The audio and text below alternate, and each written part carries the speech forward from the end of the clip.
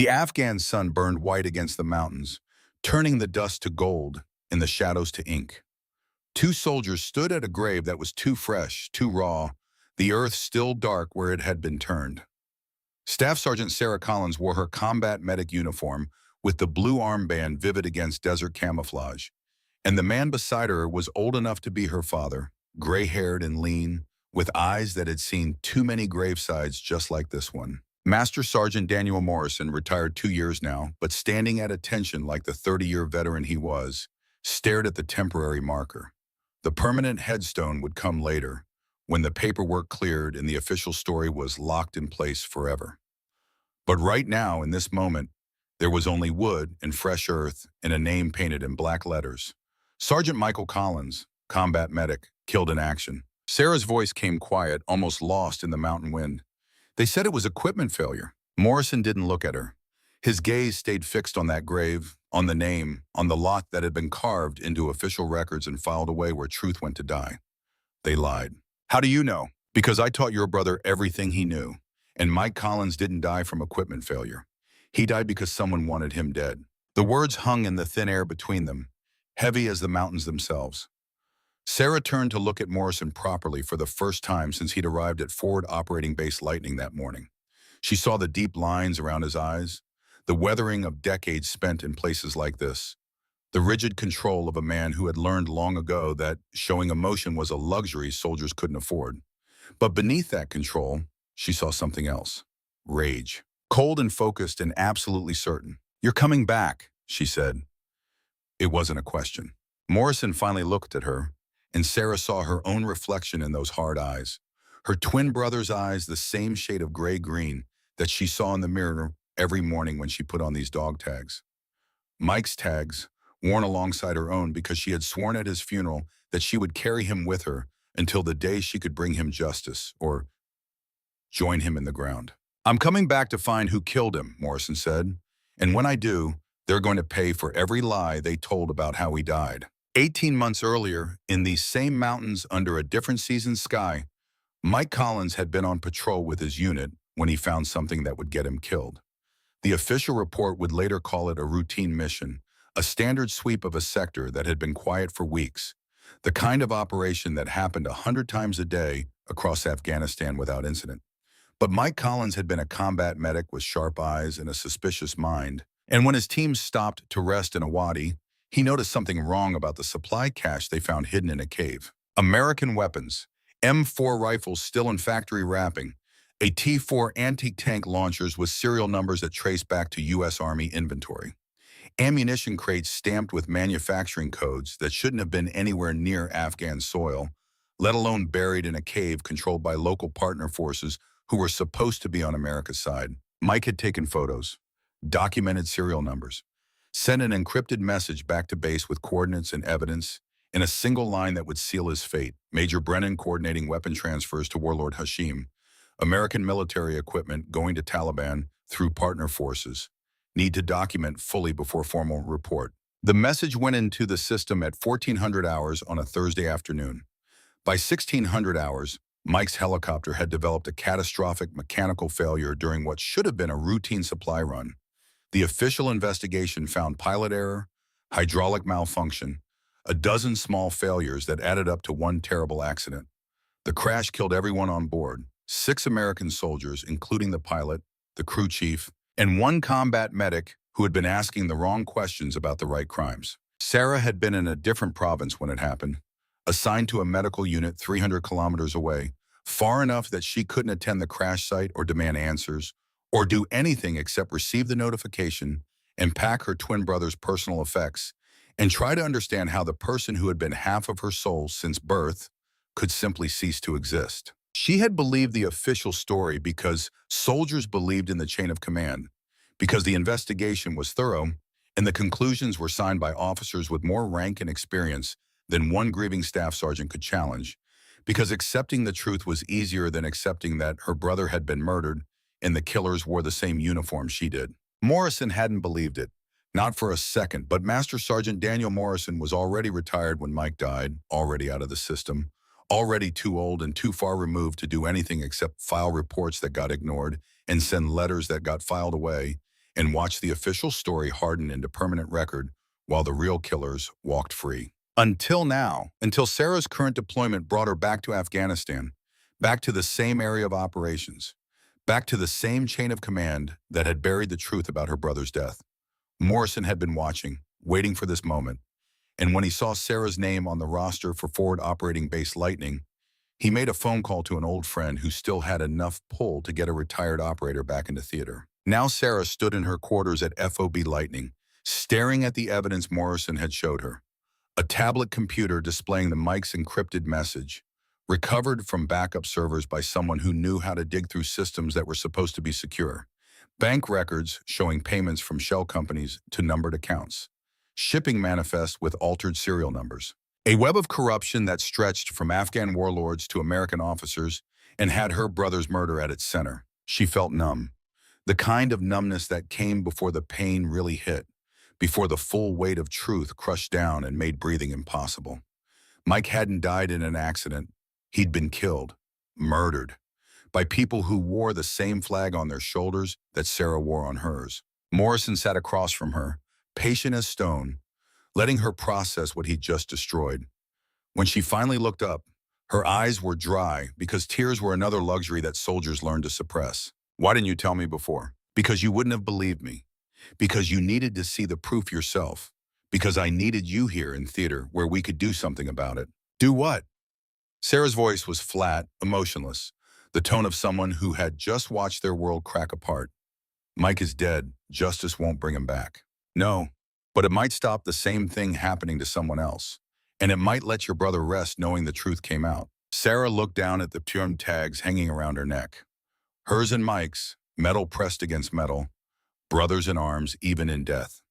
They had joined the Army together straight out of high school, both choosing to become combat medics because their father had been a surgeon, and they'd grown up understanding that the highest calling was to save lives, not take them. They'd gone through basic training together, medical school together, their first deployment together. Until Sarah got reassigned and Mike stayed behind, and 18 months later, there was a grave in Afghan soil and a lie in official records. What do you want from me? Sarah asked. Help me prove it. Help me get justice for your brother. Help me make sure the men who killed him don't get away with it. I'm a medic. I save lives. I don't investigate conspiracies or hunt down killers. Morrison's expression didn't change. Mike was a medic too. He saved lives right up until someone decided he was a threat that needed eliminating. You think your blue armband is going to protect you if you get too close to the same truth he found? Sarah had no answer to that. She knew Morrison was right. If there really was a conspiracy, if American officers really were trafficking weapons to the enemy, then anyone who discovered it would be a target. Mike had been a target, Morrison was a target, and now Sarah was a target too, whether she chose to investigate or not. The briefing room at FOB Lightning was cramped and hot, filled with officers and senior enlisted studying maps of the Hindu Kush Mountains. Lieutenant Colonel Robert Shane stood at the front, a solid commander in his mid-40s who had the respect of his men and the tactical sense to keep them alive in country where every wadi could hide an ambush and every friendly face could mask a killer. Major Kyle Brennan sat to Shane's right, the operations officer with perfect posture and cold eyes who controlled the planning and execution of every mission that left the wire. Sarah stood in the back with the other medical personnel, watching Morrison as he listened to the briefing with the focused attention of a man who had done this 1,000 times before. He'd arrived at FOB Lightning that morning on orders that Sarah still didn't fully understand, listed as a tactical advisor recalled from retirement to provide consultation on mountain operations. Some of the younger soldiers had looked at him with barely concealed skepticism. An old man, gray-haired and past his prime, coming back to play soldier when the real work was for young legs and fresh eyes. Captain Jackson Reyes, the infantry officer who would lead the assault element, had been more diplomatic but no less doubtful. Sir, with all due respect, our team has been operating in this terrain for 8 months. We know these mountains. Morrison had simply nodded. I'm sure you do, Captain. I've been operating in these mountains for 15 years on and off. Maybe I can offer a perspective you haven't considered. Now Reyes stood at the map board, pointing to the objective. Intel from reliable sources indicates Warlord Hashim has established a new compound here, in the Khyber Pass approaches. Satellite imagery confirms recent construction, defensive positions, approximately 50 combatants. Our mission is to raid the compound, capture Hashim, and seize any weapons or intelligence on site. Morrison leaned forward slightly, studying the map. Who's your reliable source, Captain? Reyes glanced at Major Brennan. That's classified, Master Sergeant. Brennan's voice was smooth, authoritative, the tone of an officer who expected immediate obedience. Our intelligence network in this region is extensive and has proven accurate in the past. The source is protected, but the information is solid. Morrison said nothing more, but Sarah saw his jaw tighten fractionally. She remembered what he'd told her in private. Brennan is sending us into an ambush. Hashim knows we're coming. It's what I would do if I wanted to eliminate witnesses. Set up the perfect trap and let the enemy do the killing for you. Shane looked around the room. Questions? Sir, Morrison said quietly. Request permission to review the insertion route and recommend alternatives. Brennan's expression hardened. Master Sergeant Morrison, you've been back in theater for approximately 6 hours. I don't think you're in a position to second-guess intelligence that has taken weeks to develop. I'm in a position to recognize a kill zone when I see one, sir. Morrison's tone remained respectful, but there was steel underneath. That wadi below the compound is a textbook ambush site. If I were defending that position, I'd put my best shooters on the ridgeline and wait for the assault force to bunch up in the low ground. The compound is on high ground, Brennan countered. We have to approach from below. That's the tactical reality. There are always alternatives, sir. Different routes, different timing, different insertion methods. I'd like to propose some options. Brennan stood up, and Sarah saw the anger flash across his face before he controlled it. Master Sergeant, your experience is noted and appreciated, but this operation has been planned by officers who are currently serving, not retired personnel who may be out of touch with modern warfare. We'll proceed as briefed. Shane held up a hand. Kyle, let's hear what Morrison has to say. Experience is why we brought him back. For the next 20 minutes, Morrison walked through alternative approaches, pointing out dead ground and likely enemy positions, suggesting routes that would minimize exposure and maximize surprise. Sarah watched the younger soldier's expressions change from skepticism to grudging respect as Morrison demonstrated the kind of tactical knowledge that only came from decades of doing this work at the highest level. Even Reyes looked impressed, making notes and asking questions that showed he was actually listening. Brennan sat silent through it all, his face a mask of professional courtesy that didn't quite hide the calculation in his eyes. Sarah recognized that look. She'd seen it before in officers who felt threatened, who saw their authority being questioned, who would remember this moment and wait for an opportunity to reassert control. When Morrison finished, Shane nodded slowly. Good brief, Master Sergeant. Captain Reyes, incorporate Morrison's route recommendations into the plan. We launch at 0400 tomorrow. Sir, Brennan said, I must formally object to changing our approach based on speculation from someone who hasn't seen current intelligence. Noted and overruled, Shane said. Morrison's points are tactically sound. We adapt or we die. Dismissed. As the room emptied, Sarah saw Morrison and Brennan lock eyes for just a moment. No words passed between them, but Sarah felt the weight of that exchange. Morrison knew, and Brennan knew that Morrison knew. The dance had begun, and Sarah understood with cold certainty that this mission would be the arena where old debts would be settled and new blood would be spilled. That night, Sarah found Morrison in the armory, checking his weapon with the methodical precision of a man who had learned that carelessness killed faster than enemy bullets. The rifle was an M110 SASS, the semi-automatic sniper system that had replaced the older bolt-action platforms, chambered in 7.62 millimeter and accurate out to 800 meters in the hands of someone who knew how to use it. Morrison's hands moved over the weapon like a musician tuning an instrument, checking tension and alignment with the unconscious competence of decades of practice. Sarah watched from the doorway. You really think Brennan is setting us up? Morrison didn't look up from his work. I know he is. Question is whether we can prove it before he gets us killed. And if we can't prove it, then we survive anyway and gather evidence afterward. Morrison finally met her eyes. Your brother didn't have backup when he found the truth. We do. We have each other, and we have Shane. That's more than Mike had. Sarah crossed the room, sat down across from Morrison. Tell me about him. About Mike. You said you taught him everything he knew. For the first time since Sarah had met him, Morrison's expression softened. Something like grief flickered across those hard features before control reasserted itself. Mike was the best student I ever had. Natural talent for field medicine, but also tactical awareness that most medics never develop.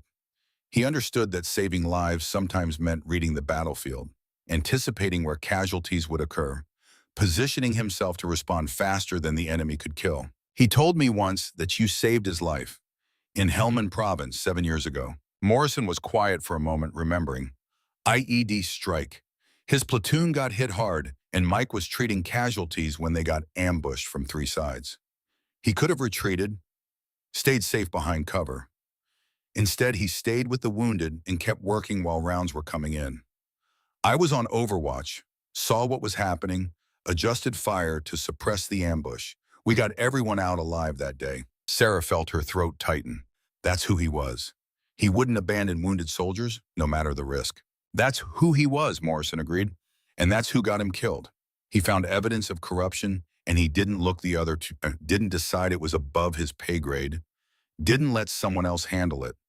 He documented it and reported it and died for doing the right thing. The right thing got him murdered. Morrison's voice was flat, factual, the tone of a man stating an uncomfortable truth. Yes, that's the world we live in, Sergeant Collins. Sometimes doing the right thing gets you killed, but the alternative is becoming the kind of person who lets evil prosper, because fighting it is too dangerous. Your brother chose to fight. I'm choosing to finish what he started. The question is what you choose. Sarah looked down at her hands, at the calluses from years of medical work, at the scars from training and deployment, and the 1,000 small injuries that came with military service. She thought about Mike, about the promise they'd made to each other when they joined, that they would save lives, that they would make a difference, that they would honor their father's legacy by healing instead of killing. Mike had kept that promise right up until someone put a bullet in it. I choose to get justice for my brother, Sarah said. Whatever that takes. Morrison nodded once, a gesture of acknowledgement and acceptance. Then you should know what you're getting into. Tomorrow's mission is a trap. Brennan knows I'm coming back means someone is investigating. He's arranged for Hashim to ambush us, make it look like a normal combat operation gone wrong. Some of us will die. Maybe all of us, if we're not careful. Then why are we going? Because it's our best chance to get proof. Brennan has to be physically present or in direct communication to coordinate the ambush. We document that contact. We have evidence of treason. And because Shane is a good officer who doesn't know his operations officer is a traitor, we can't stop this mission without proof, and we can't get proof without going on the mission. Sarah absorbed this, the circular logic of a trap within a trap. We could die tomorrow. Could die any day in this country, Morrison said.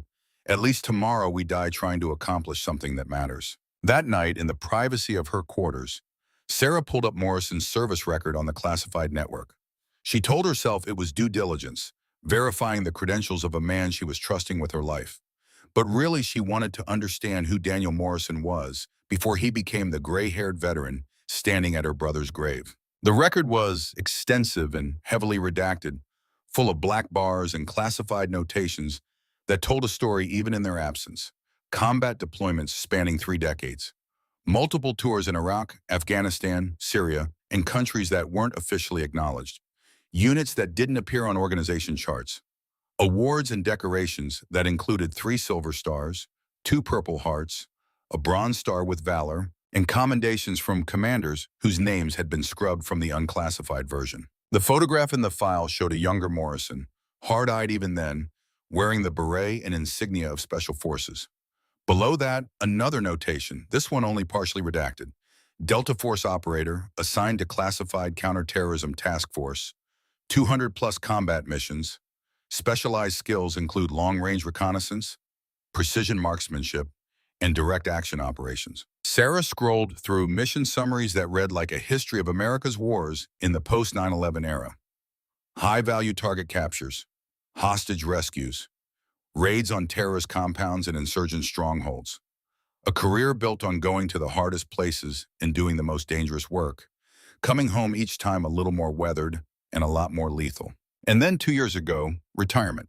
The official reason was listed as voluntary separation after 30 years of service, eligible for full pension.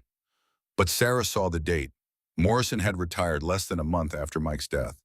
After the investigation had concluded and the official report had been filed and the truth had been buried under layers of classified paperwork, he'd retired because the system had failed, because the institution he'd served for 3 decades had allowed a good soldier to be murdered and done nothing about it, because staying in would have meant accepting that failure, and Morrison was the kind of man who couldn't live with injustice, even when fighting it meant giving up everything he'd built. Sarah closed the file and sat in the darkness of her room, listening to the distant sounds of the base settling in for night, generators humming, guards calling challenges and responses, the low rumble of aircraft overhead, eternal sentinels in a sky that never truly slept. She thought about Morrison, about Mike, about the mission tomorrow that might kill them all. She thought about the promise she'd made at her brother's funeral, to carry his memory and honor his sacrifice. She'd thought that meant being a good medic, saving lives the way Mike had saved lives, healing instead of killing. But now she understood there were other ways to honor the dead. Sometimes justice required more than medical skills. Sometimes saving lives meant fighting for truth even when truth was dangerous. Sarah reached for her medical kit and began preparing for tomorrow's mission. Trauma dressings, tourniquets, hemostatic gauze, IV supplies, all the tools of her trade, the equipment that defined who she was and what she did.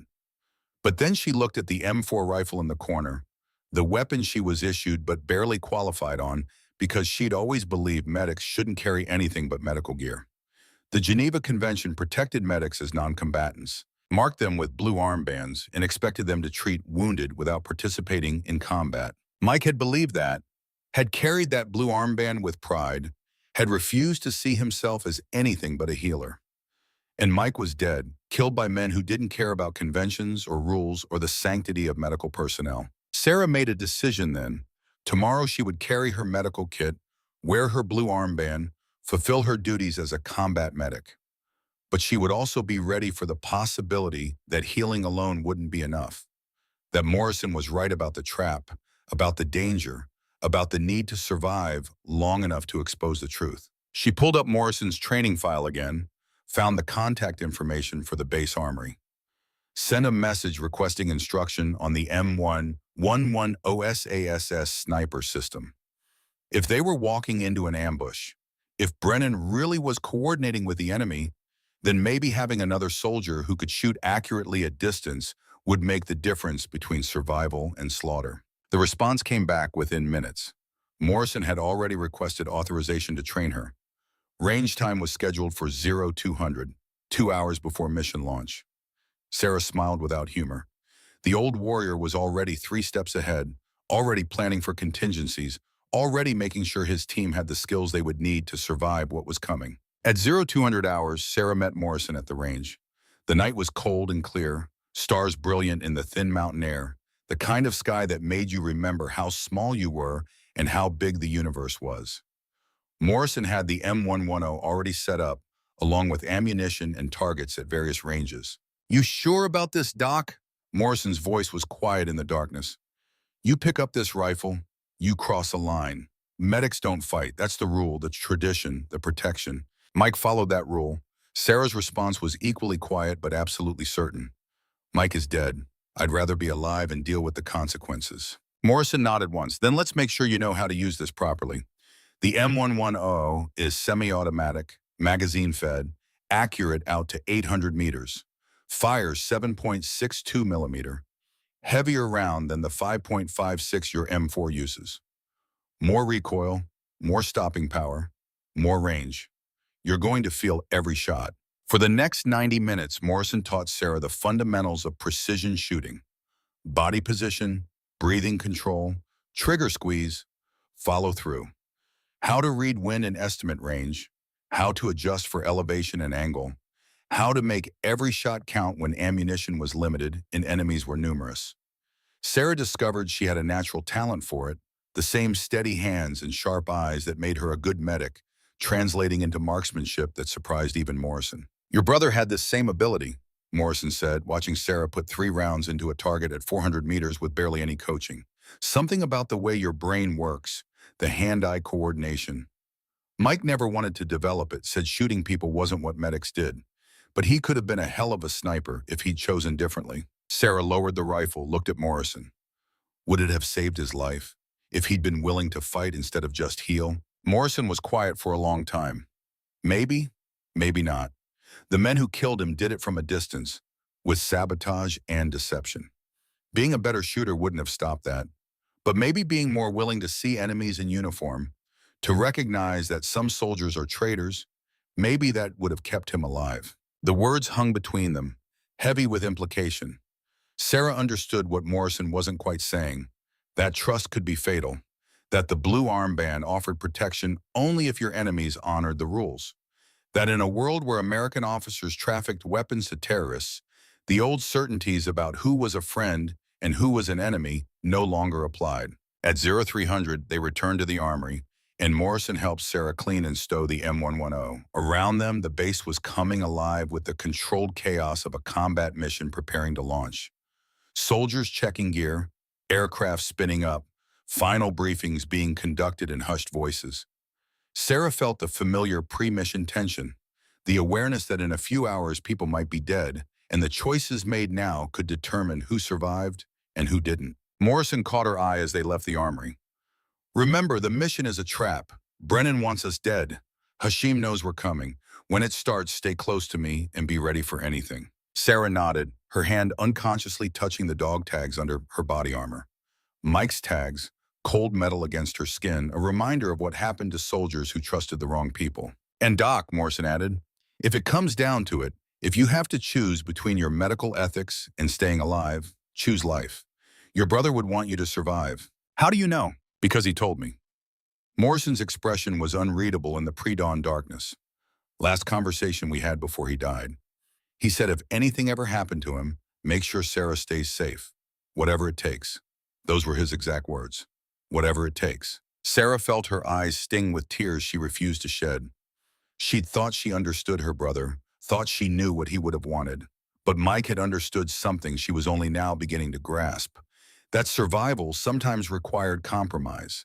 That staying alive to fight another day was more important than dying for principles that your enemies didn't share. The helicopter turbines whined to life as 40 American soldiers boarded for insertion into the Hindu Kush.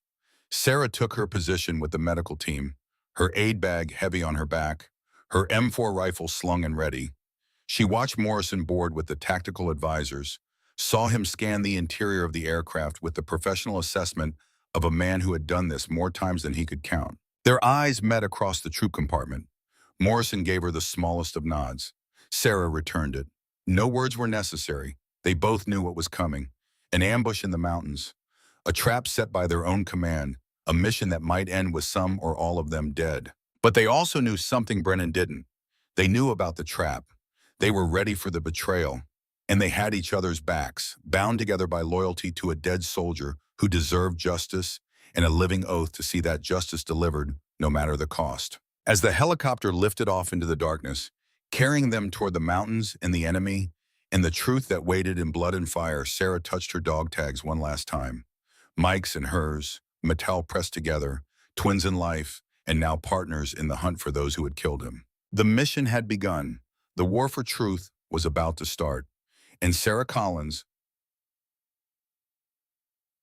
combat medic who had sworn to save lives and never take them, was about to learn that sometimes healing required a rifle in your hands and the will to use it when mercy failed and violence became the only language left. The mountains waited, the trap was set, the hunters were coming, and somewhere in the darkness, Major Kyle Brennan was making final preparations to ensure that the witnesses to his crimes would never leave those mountains alive. They called it Operation Iron Resolve, 40 Americans hunting one warlord in mountains that had killed empires.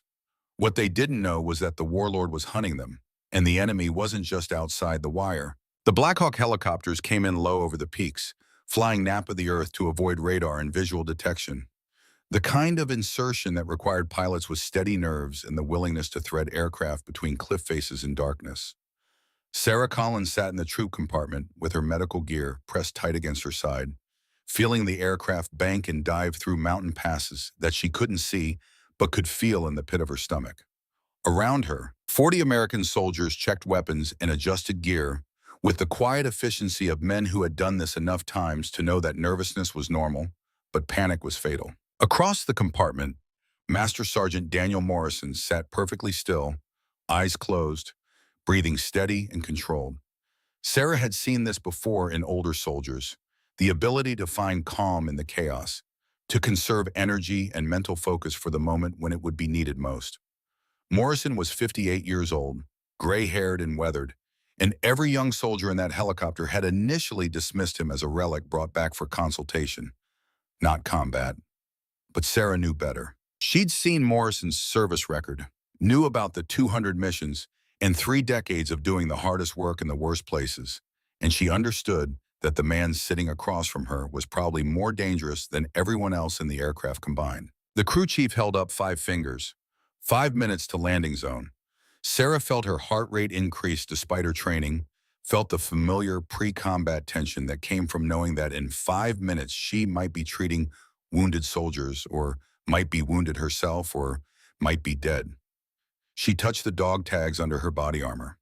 Mike's tags and hers, metal against metal, a reminder of why she was here and what failure would cost. Morrison's eyes opened. He looked directly at Sarah and gave the smallest of nods, a gesture of recognition and solidarity. They both knew what was coming. The ambush, the betrayal, the trap that Major Kyle Brennan had set to eliminate the witnesses to his crimes. But they also knew they were ready, or as ready as anyone could be when walking deliberately into killing ground. The helicopter flared hard, nose up, settling onto a ridgeline 8 kilometers from the target compound. Soldiers moved fast, boots hitting rock and dirt, spreading into defensive positions, while the pilots kept rotors turning and engines hot for immediate extraction if needed. Sarah moved with the medical team, 3rd helicopter in the flight, watching Morrison as he oriented himself with the kind of spatial awareness that came from decades of mountain warfare. Captain Jackson Reyes gathered his team leaders for final brief. Sarah stood close enough to listen, close enough to watch Morrison's face as Reyes outlined the movement plan. They would proceed on foot through a series of wadis and draws, using the low ground for concealment, approaching the compound from the south where satellite imagery showed the weakest defensive positions. Standard infantry tactics, the kind taught at every officer basic course and refined through years of combat experience in Afghanistan. Morrison said nothing during the brief, but Sarah saw his jaw tighten when Reyes described the final approach through the main wadi. She remembered what Morrison had said during the planning brief back at FOB Lightning. That wadi is a textbook kill zone, perfect fields of fire from the ridgelines, limited cover, no easy escape routes. If I were defending that compound, I'd let the assault force get deep into that wadi and then destroy them from 3 sides. Major Brennan had overruled Morrison's concerns, said the intelligence was solid, the approach was sound, the risks were acceptable. Now they were committed to that approach, moving through darkness toward a compound where a warlord named Hashim supposedly sat with 50 fighters and evidence of American weapons trafficking. The Afghan partner force joined them at the rally point, 50 soldiers led by a colonel named Saeed who smiled too much and whose eyes never quite met American gazes directly. Morrison positioned himself close to Saeed's men, watching them with the focused attention of a hunter who suspected the prey might actually be predator. Sarah saw Morrison's hand rest casually on his rifle, saw the way he maintained angles and distance that would allow him to respond instantly if those partners suddenly became threats. "You don't trust them," Sarah said quietly as they began movement. Morrison's voice was barely a whisper. Mike didn't trust them either. Last message he sent mentioned suspicions about partner forces facilitating weapon transfers. 3 days later, he was dead in a helicopter crash. Sarah absorbed this, adding another layer to the conspiracy. Not just American officers trafficking weapons, but Afghan partners actively participating. The kind of betrayal that made every handshake suspect and every friendly face potentially fatal. They moved through the mountains for 3 hours, 40 Americans and 50 Afghans, crossing terrain that alternated between bare rock and loose scree, navigating by starlight and night vision, and the old-fashioned map reading that Morrison insisted was more reliable than GPS when the enemy might have electronic warfare capabilities. Sarah stayed with the medical element in the middle of the formation, close enough to respond to casualties, but protected by the infantry ahead and behind. Morrison ranged forward and back, ostensibly as tactical advisor, but really as personal security for Sarah, an early warning system for threats that the younger soldiers might not recognize. Sarah watched him move, saw the economy of motion and conscious placement of every step, the way he used terrain and shadows and stayed constantly aware of positions and angles. 58 years old, and he moved like water, like smoke, like something that had learned long ago how to be present without being seen. Specialist Luis Martinez, the young medic Sarah was mentoring, whispered as they crossed a particularly exposed ridgeline. "Doc, is it true Morrison was Delta Force?" Sarah nodded, not taking her eyes off the terrain ahead. "How old is he?" "Old enough to be your grandfather. Young enough to still outshoot you, outthink you, and probably carry you out of a firefight if he had to." Martinez fell silent, processing this. Sarah understood his perspective. Martinez was 22, fresh from advanced training, still carrying the invincibility of youth that made young soldiers believe that speed and strength mattered more than experience and judgment. Morrison would teach him differently, probably in the next few hours when the shooting started, and Martinez learned that staying alive required more than physical capability. Captain Reyes called halt at 0300 hours. They were 2 kilometers from the compound, positioned on high ground with good observation of the target area. Reyes gathered leaders for reconnaissance and final planning. Sarah used the pause to check her medical supplies, ensuring trauma dressings and tourniquets were accessible, mentally reviewing the procedures she might need in the next few hours. Needle decompression for tension pneumothorax, massive hemorrhage control, airway management. The bread and butter of combat medicine, techniques that could mean the difference between a soldier living or dying in the minutes before evacuation. Morrison appeared beside her without sound, materialized from darkness like he'd been conjured rather than walking. His voice was low, urgent. "Sarah, look at the Afghan positions." She looked. Saeed's soldiers were spreading out, not in the defensive perimeter that would be normal for a halt, but in positions that gave them clear fields of fire into the American formation. Not obvious, not blatant, but wrong in ways that Sarah's tactical training recognized once Morrison pointed it out. "They're setting up to shoot us," Morrison said. "Not now, but when we're most vulnerable. My guess is when we're committed in the Wadi, when we're taking fire from the compound, Saeed's men will turn their weapons on us from behind." Sarah felt ice in her stomach. "We need to tell Reyes, tell Shane." Morrison shook his head fractionally. "No proof? Just suspicion based on positioning. If I'm wrong, we create a diplomatic incident with partner forces. If I'm right and we reveal that we know, they might initiate early and kill us right now. So what do? We watch them. We position ourselves so we're ready when it happens. And we make sure Shane and Reyes survive the first few seconds because we're going to need leadership when this goes to hell." Sarah started to respond, but Morrison was already moving, gliding through the darkness to position himself where he could observe both the compound and the Afghan forces. Sarah followed his example, shifting her position slightly, making sure she had cover and angles, and could reach Shane or Reyes quickly when the casualties started mounting. Reyes returned from reconnaissance with a grim expression. "Compound's awake, security patrols active. This isn't going to be a surprise raid." Morrison spoke quietly. "Sir, recommend we abort, find alternate approach or alternate timing." Major Brennan's voice crackled over the radio from the Tactical Operations Center back at FOB Lightning. "Negative. Execute as planned. Intel indicates Hashim is present now. We abort, we lose him." Reyes looked at Morrison and Sarah saw the conflict in the captain's face. Training and protocol said follow the operations officer's orders. Instinct in Morrison's earlier tactical briefing said abort the mission. But Reyes was 34 years old with 8 years in service, and Brennan was a major with 15 years in the authority of command. Reyes keyed his radio. "Roger, TOC, continuing mission." Morrison said nothing more, but Sarah saw him check his M110 SAS rifle one final time, saw him position spare magazines within easy reach, saw him scan the ridgelines above the Wadi with the focused attention of a man who knew exactly what was about to happen and was making final preparations to survive it.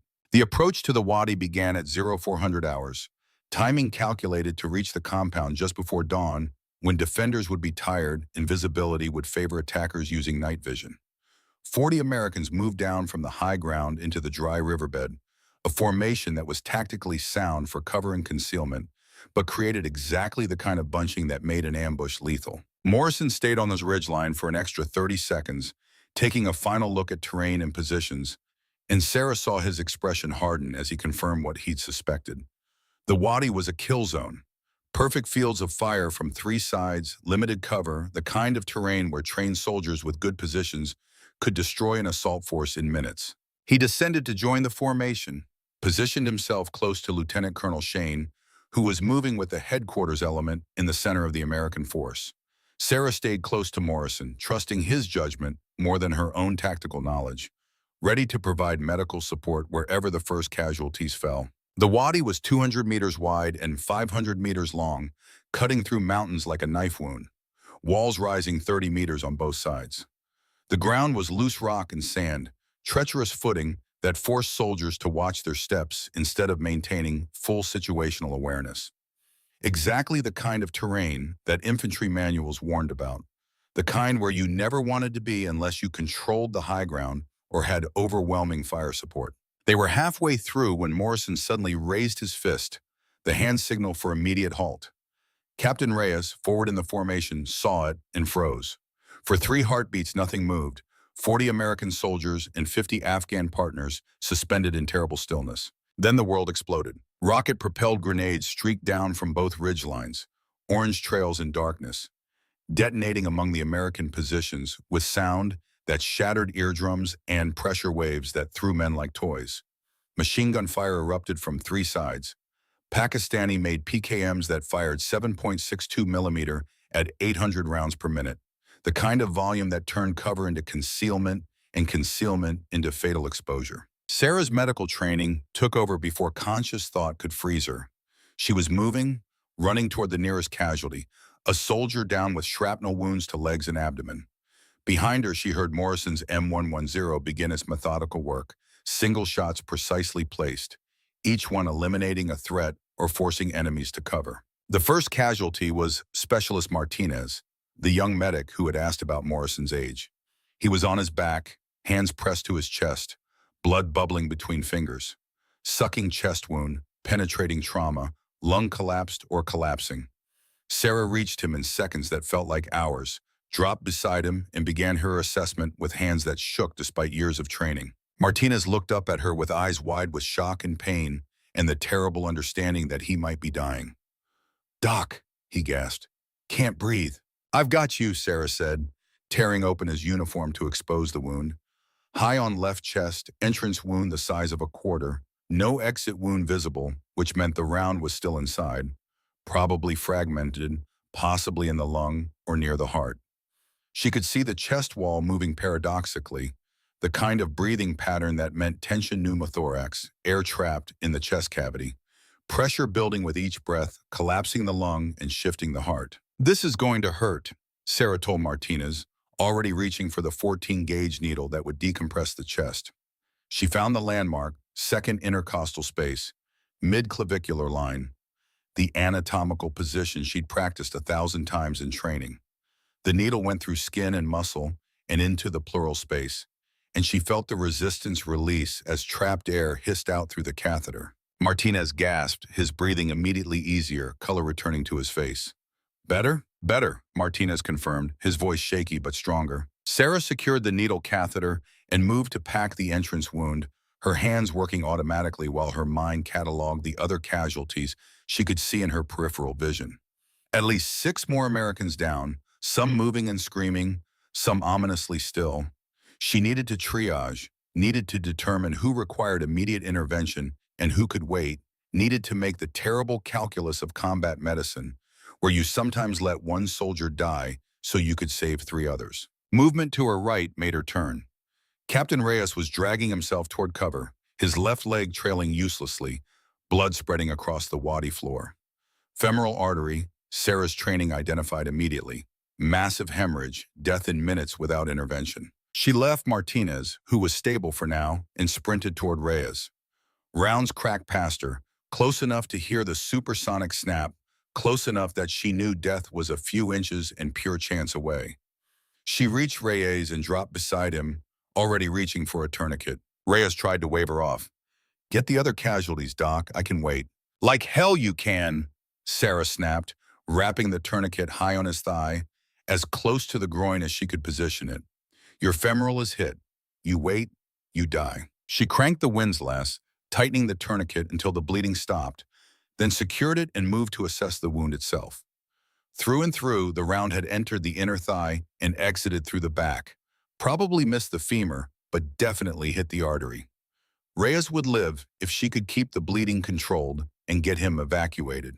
But he was combat ineffective now, unable to lead his element. Through the chaos of gunfire and explosions, Sarah heard Lieutenant Colonel Shane's voice on the radio, calm and controlled despite the disaster unfolding around him. All elements, this is actual. Break contact to north, fighting withdrawal to LZ Falcon. Major Brennan's voice came back immediately from TOC, angry and sharp. Negative, negative. Stand and fight, reinforce positions, and destroy enemy. Shane's response was flat, certain. Belay that last. We are in a kill zone. We break contact now or we die here. Morrison, recommend route. Morrison's voice, unhurried despite the violence around him. All elements move north, bounding overwatch. Smoke 4, concealment. I'll suppress enemy positions from current location. Sarah looked up from Reyes's wound and saw Morrison positioned on a slight rise in the wadi floor, his M110 rifle working with mechanical precision. She watched him fire, shift aim, fire again. Each shot deliberate and aimed, each one achieving effect. On the ridgeline above, an enemy machine gunner fell silent. On the opposite ridge, a PKM position suddenly stopped firing. Morrison was picking off threats with the kind of accuracy that only came from decades of doing this work at the highest level. A younger soldier near Morrison shouted across the gunfire, "How is he doing this?" Sergeant First Class Tony Wagner, one of the team leaders, responded with barely concealed contempt. "He's just an old bastard who got lucky." But Wagner's expression told a different story. Sarah saw fear in his eyes, saw the way he kept glancing between Morrison's position and the ridgelines, saw something wrong in his body language that her subconscious recognized before her conscious mind could identify it. The American force began its withdrawal, teams moving in sequence, some soldiers providing covering fire while others bounded back toward the north end of the wadi. Morrison continued his precision shooting, eliminating threats, creating the space for others to move. Sarah worked frantically, moving between casualties, applying tourniquets and pressure dressings, marking wounded with tape that indicated what treatment they'd received and what they still needed. Then the radios lit up with a new threat. "Incoming air support," Brennan's voice announced. "Apache gunships inbound to suppress enemy positions." Morrison's voice cut across the net, sharp with warning. "Negative, negative. We have not cleared fires. Abort gun run." "Fire mission is cleared," Brennan responded. "Air support engaging now." Sarah looked up and saw the Apache attack helicopter approaching from the south, saw its nose come down into attack attitude, saw the 30mm gun begin to rotate. And then she saw where it was aiming. Not at the ridge lines where the enemy positions were. At the wadi floor where the Americans were withdrawing. Morrison saw it too. He was already moving, grabbing Shane and pulling him toward cover, his voice cutting across all frequencies. "All elements take cover, immediate. Gun run inbound on our position." The Apache's chain gun opened fire. 30mm rounds impacting the wadi floor at 300 rounds per minute, each explosive shell, throwing up dirt and rock and fragments. But something was wrong with the targeting, wrong with the angle, and Sarah realized with sick certainty that this wasn't friendly fire by accident. This was deliberate.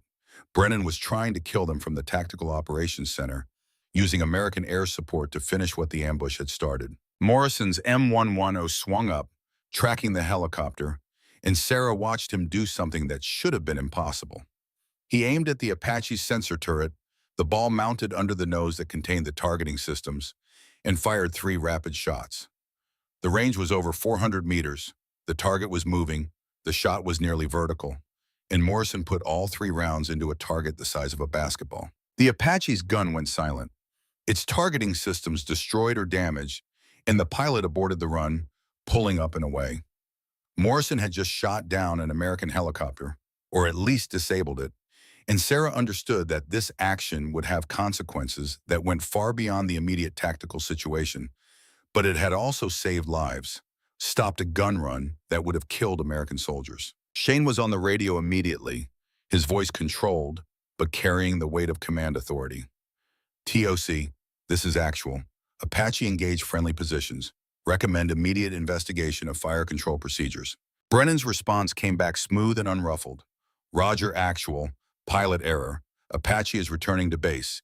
Continue mission as planned. Lieutenant Colonel Shane's jaw tightened, and Sarah saw the moment when a good officer realized his operations officer was actively trying to kill him. Shane looked at Morrison, and understanding passed between them without words. The betrayal was confirmed. The trap was real, and they were on their own. Morrison pointed to a cluster of boulders 50 meters ahead. "Sir, we need to get you to cover. You're the command element. You stay alive or we lose cohesion." Shane nodded. "Morrison, you have tactical control. Get us out of this." For the next 15 minutes, Morrison ran a tactical masterclass that Sarah would remember for the rest of her life. He identified enemy commander on the Western Ridge by watching fire discipline and radio procedures, killed him with a 600-meter shot that Sarah would have thought impossible. He directed smoke placement to conceal the American withdrawal, calling positions and timing like an orchestra conductor. He talked Apache pilots onto actual enemy positions, guiding them with verbal descriptions since their damaged sensors couldn't provide targeting data. And throughout it all, he shot. Methodical, precise, eliminating threats at ranges that made Sarah's earlier training session seem like point-blank work. 700 meters, a sniper in a hide position. 500 meters, a machine gun team repositioning. 400 meters, an RPG gunner setting up for a shot at the withdrawing Americans. Sarah watched the younger soldiers' expressions change as they saw what Morrison was doing. The skepticism disappeared, replaced by respect and then awe. This wasn't an old man reliving glory days. This was a master at work, demonstrating capabilities that the young soldiers hadn't imagined were possible. But then something happened that changed everything. Sarah was moving to reach another casualty when she saw movement in her peripheral vision. Sergeant First Class Wagner, the team leader who had dismissed Morrison as lucky, was positioning himself behind a boulder with his rifle aimed not at the ridgelines, but at the American soldiers in the wadi. Sarah's mind processed what she was seeing without wanting to believe it. Wagner was one of Brennan's men, one of the conspirators, positioned within the American formation to ensure that if the ambush in the Apache failed, there would be another way to eliminate witnesses. Wagner's rifle came up, aiming at the back of Lieutenant Colonel Shane's head. Sarah opened her mouth to shout a warning, but Morrison was faster.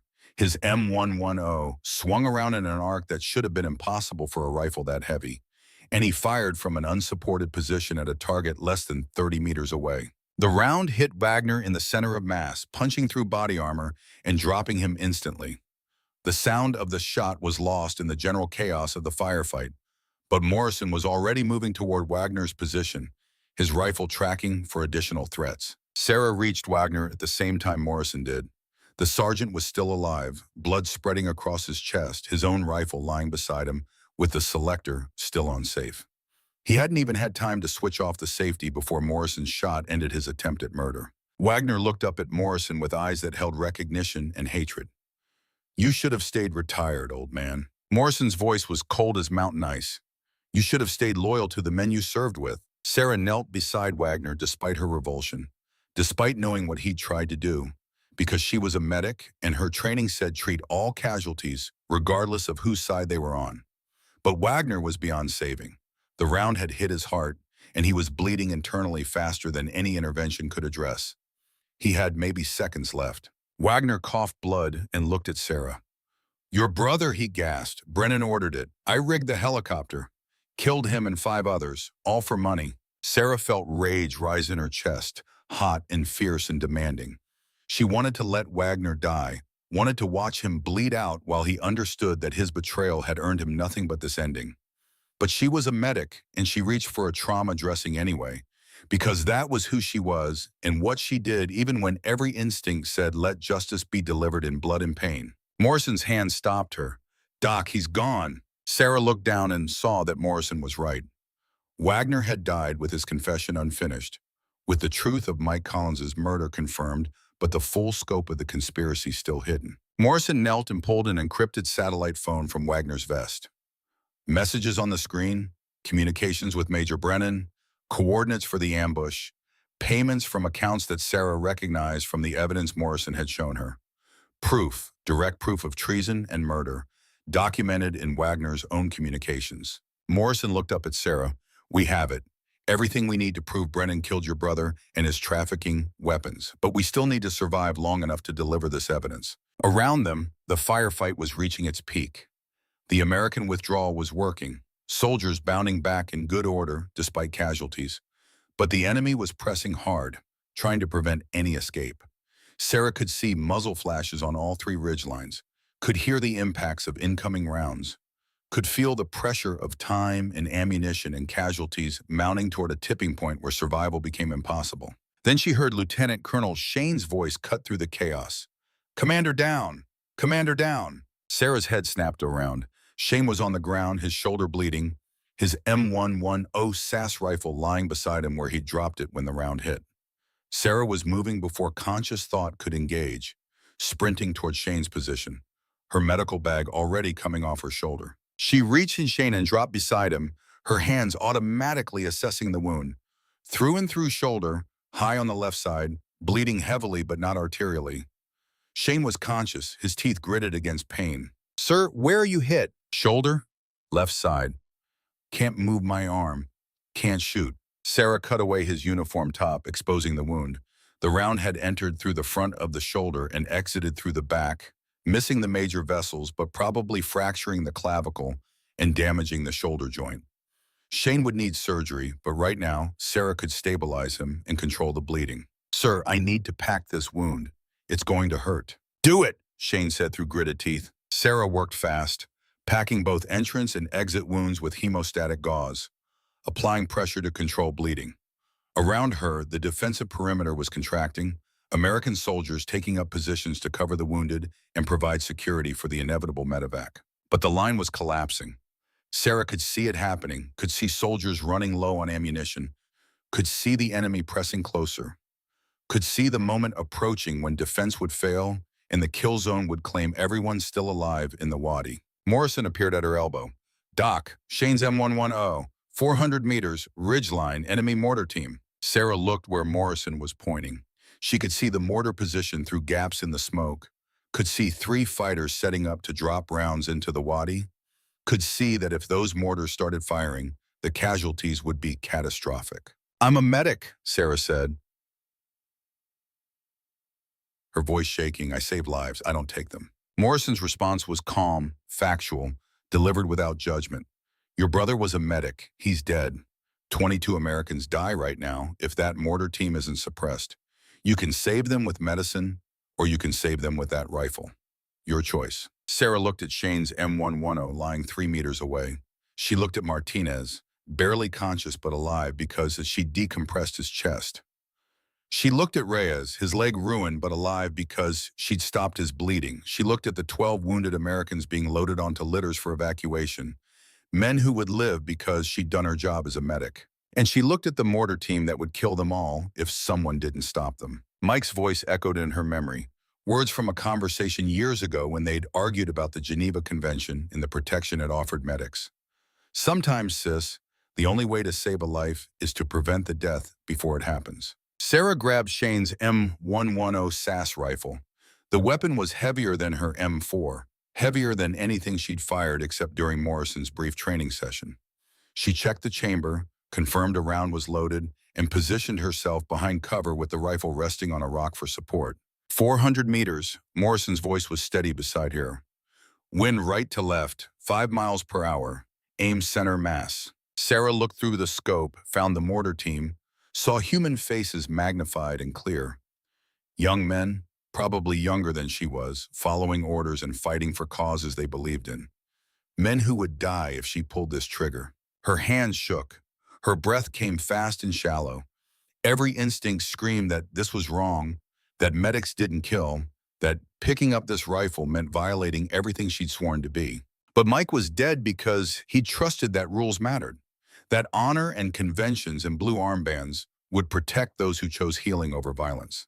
And Mike's trust had gotten him murdered while the men who killed him walked free and continued their crimes. Sarah forced her breathing to slow, found her natural respiratory pause, placed her finger on the trigger. The mortar team gunner was leaning over his weapon, making final adjustments before the first round dropped down the tube. "Breathe," Morrison said quietly.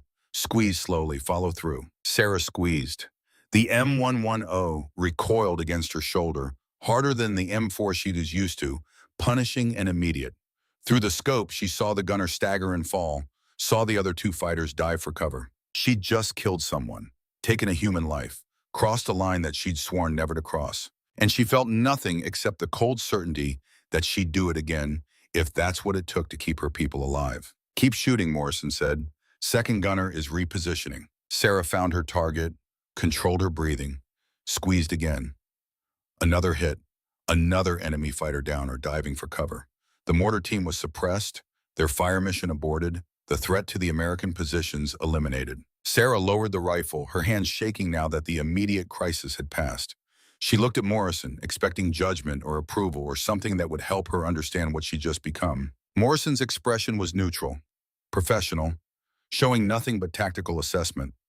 Good shooting, Doc. You just saved 12 lives, maybe more. I just killed people, Sarah said. Her voice sounded hollow to her own ears. You did what had to be done. Morrison's tone carried absolute certainty. Your brother died because he wasn't willing to fight. You lived because you were. He'd understand. He'd be proud. Sarah wasn't sure she believed that. Wasn't sure Mike would have approved of his sister picking up a rifle and becoming the kind of soldier he'd refused to be.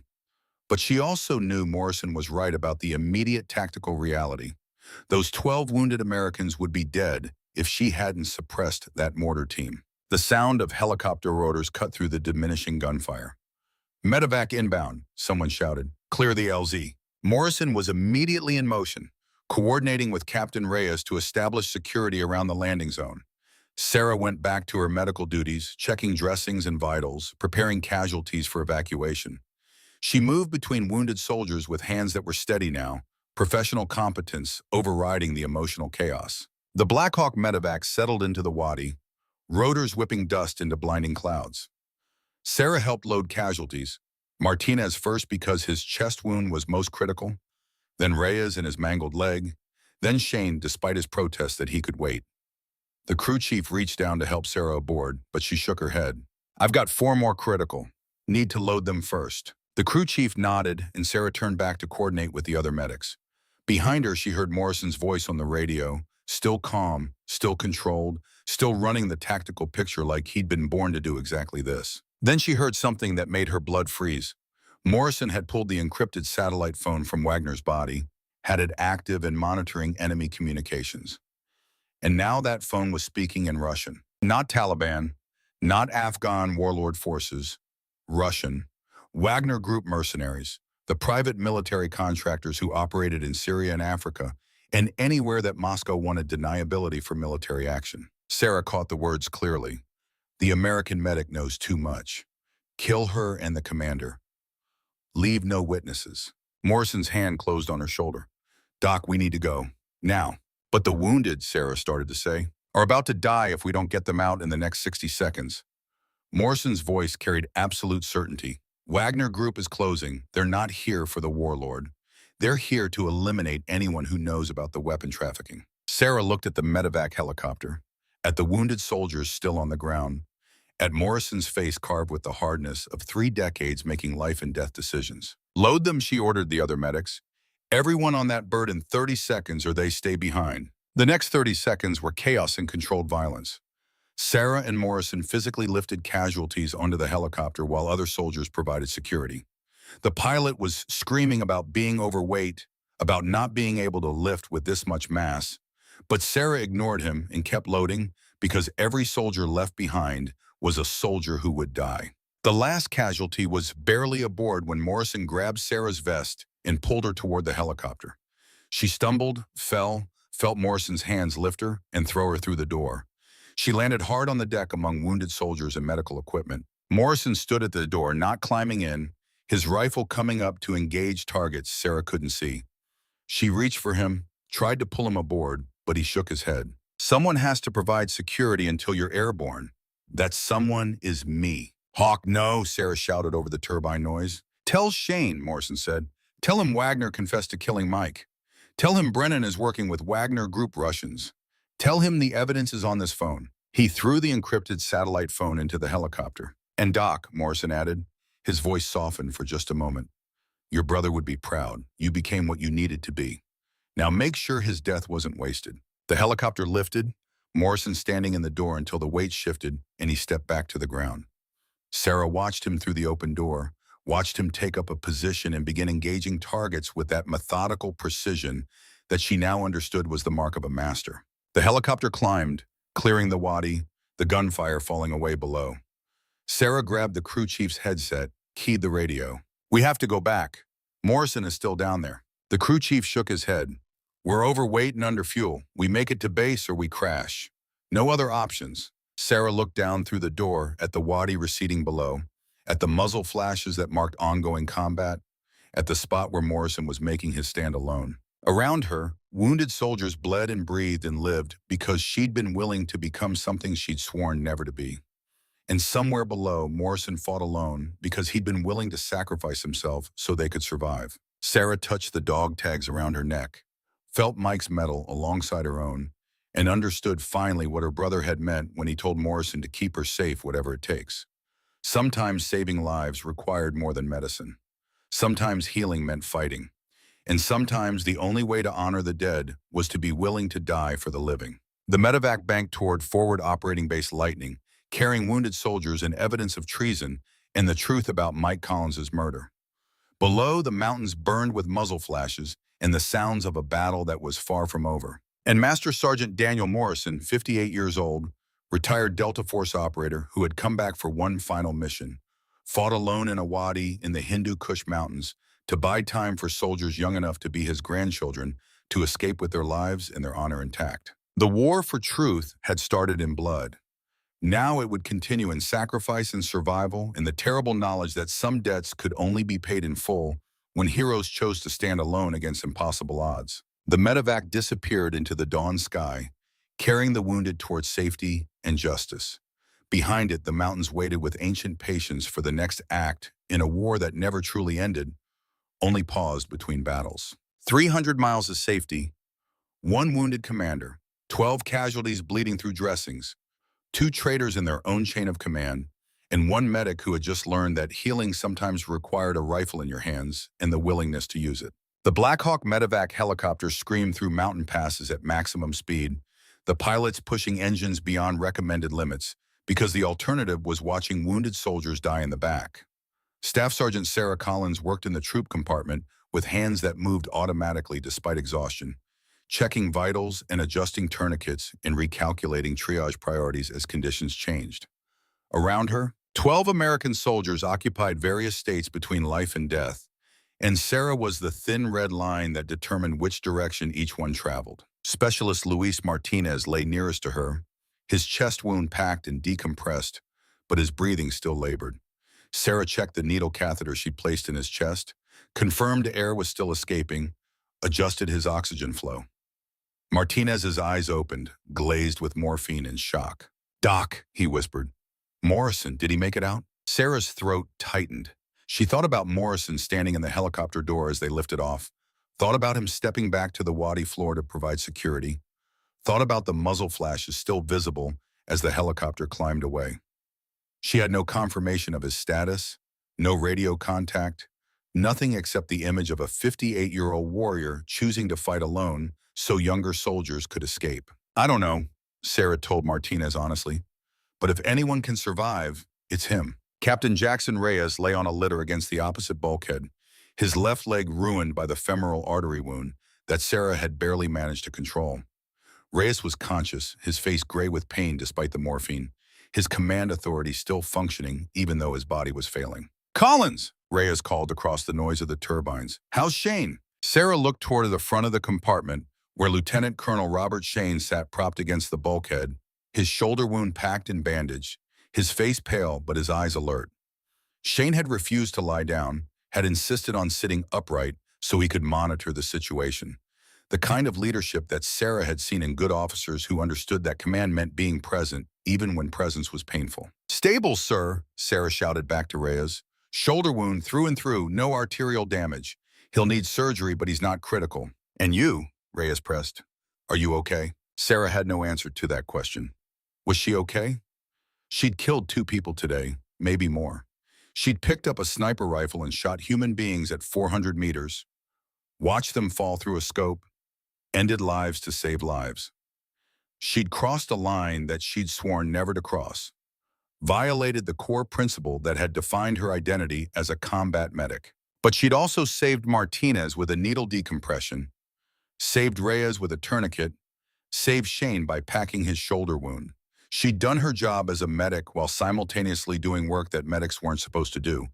And the contradiction was tearing something apart inside her that she didn't have time to examine. "I'm functional," Sarah finally answered, which was the most honest thing she could say. The crew chief appeared at her shoulder, shouting over the turbine noise.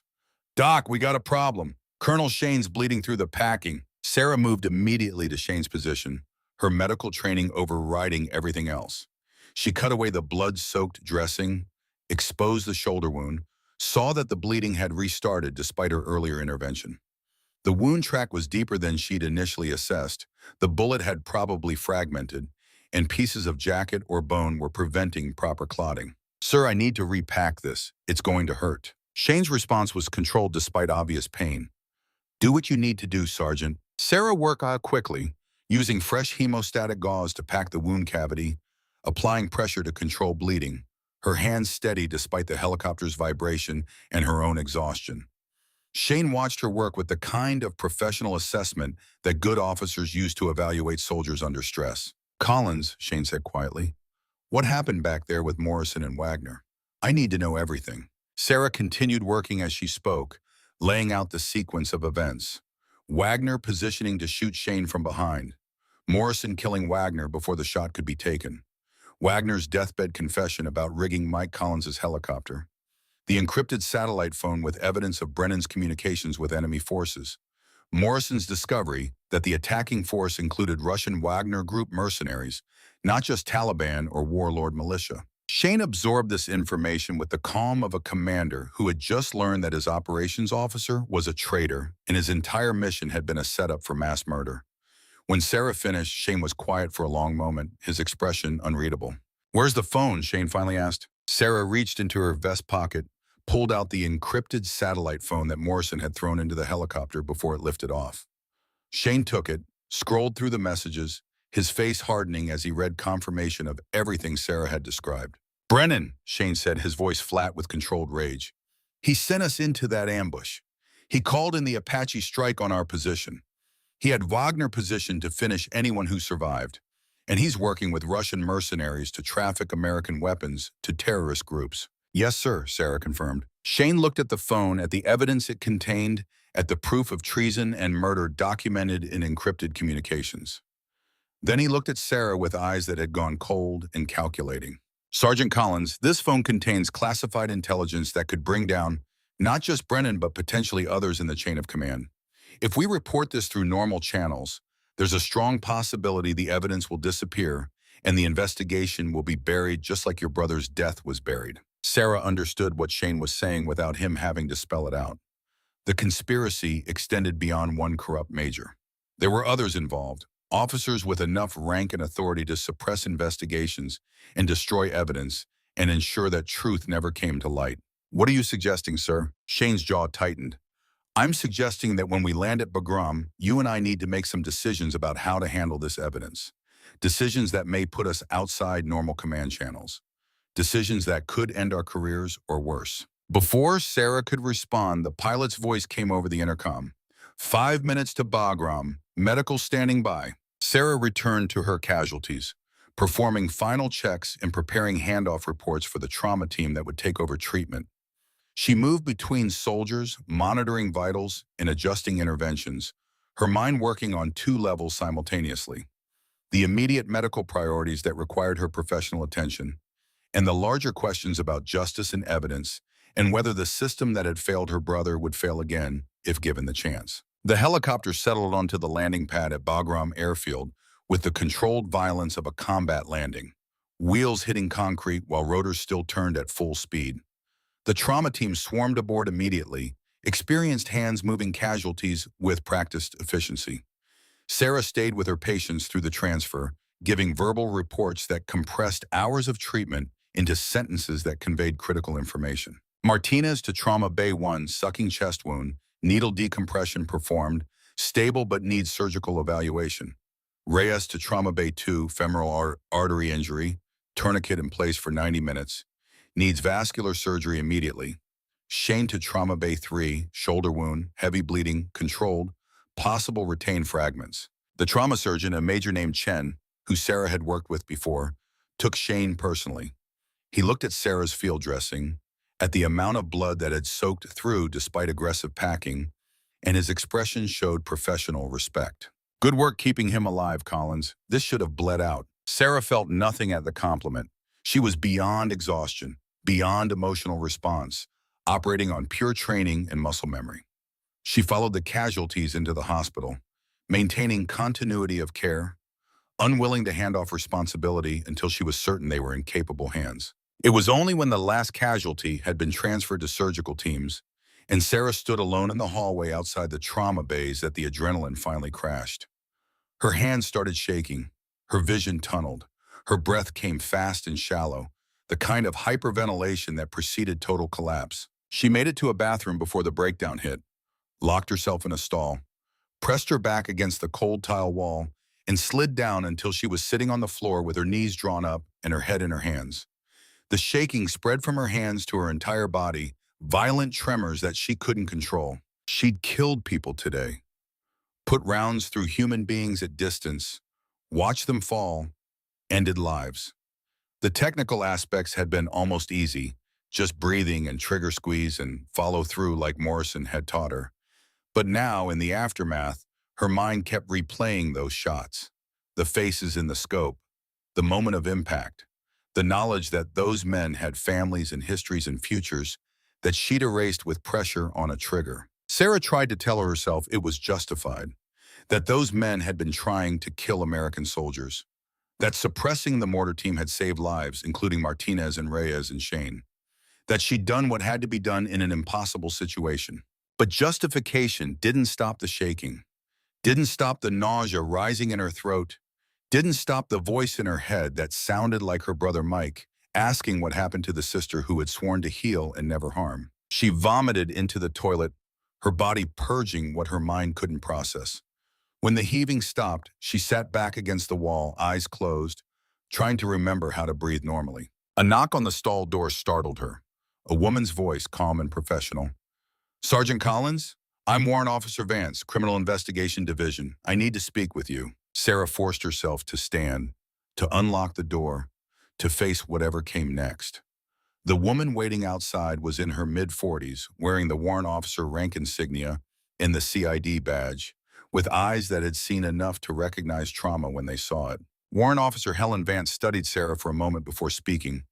"You look like you need medical attention yourself, Sergeant." "I'm fine," Sarah said automatically. "You're not fine, you're in shock. But we can deal with that after we talk."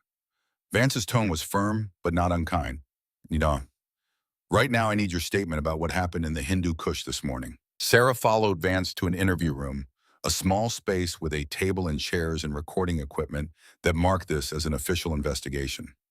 Vance activated the recorder, stated the date and time and participants, then looked at Sarah with professional detachment. "Sergeant Collins, walk me through the events of Operation Iron Resolve from insertion to extraction." Sarah told it chronologically, fighting to keep her voice steady, to present facts without emotional content.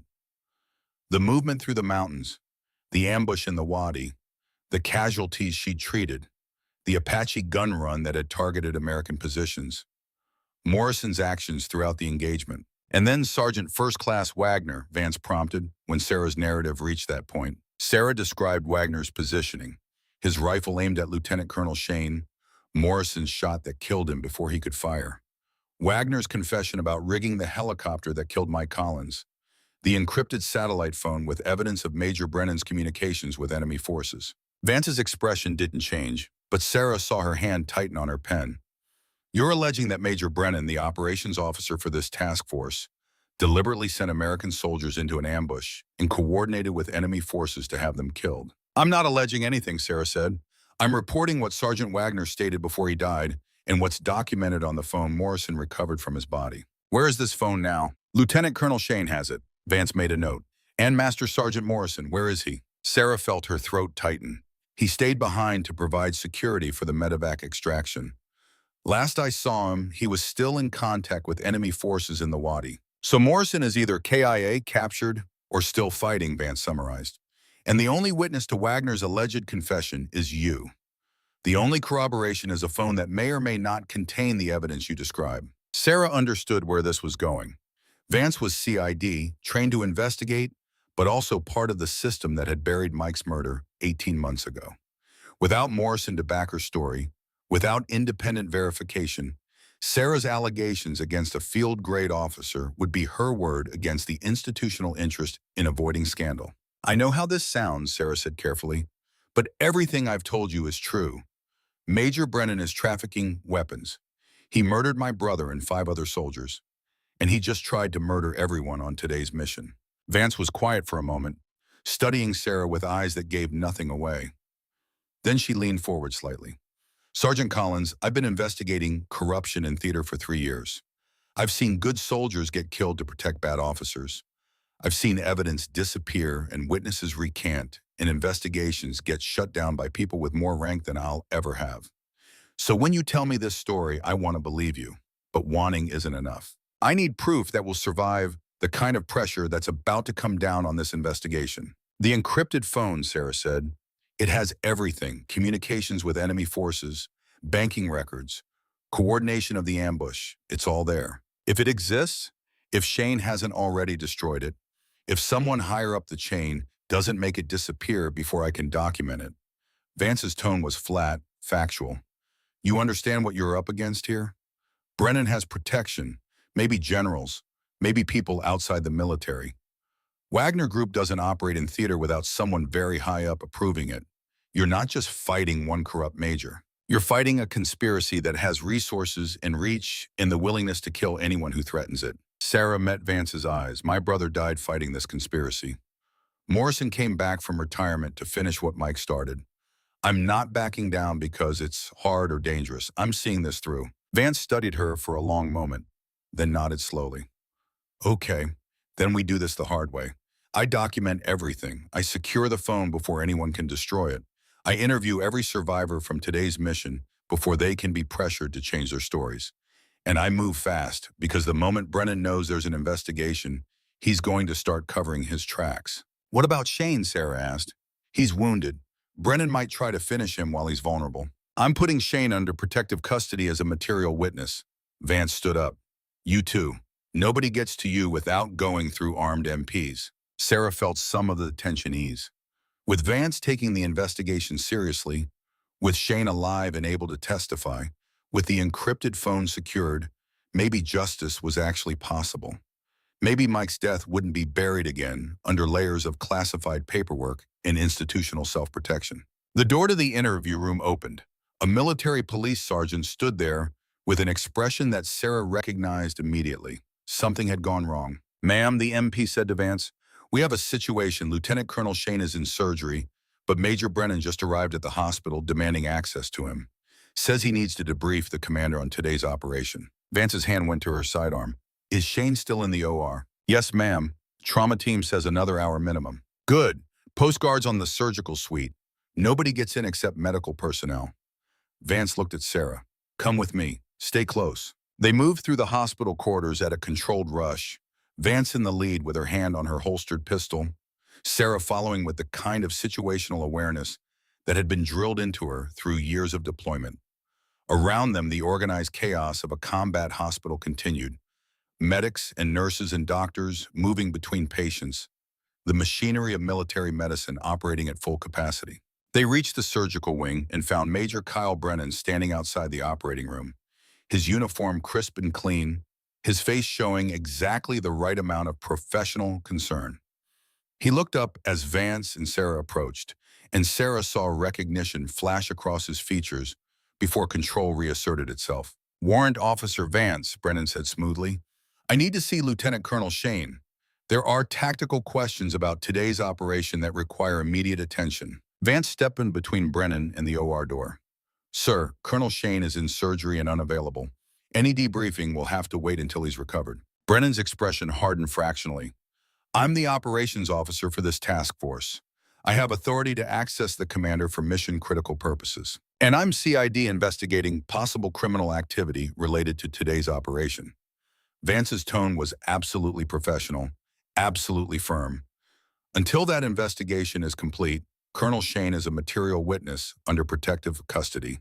You'll have access when I authorize it, not before. Sarah watched Brennan process this, watched him recalculate his approach, watched the moment when he shifted tactics.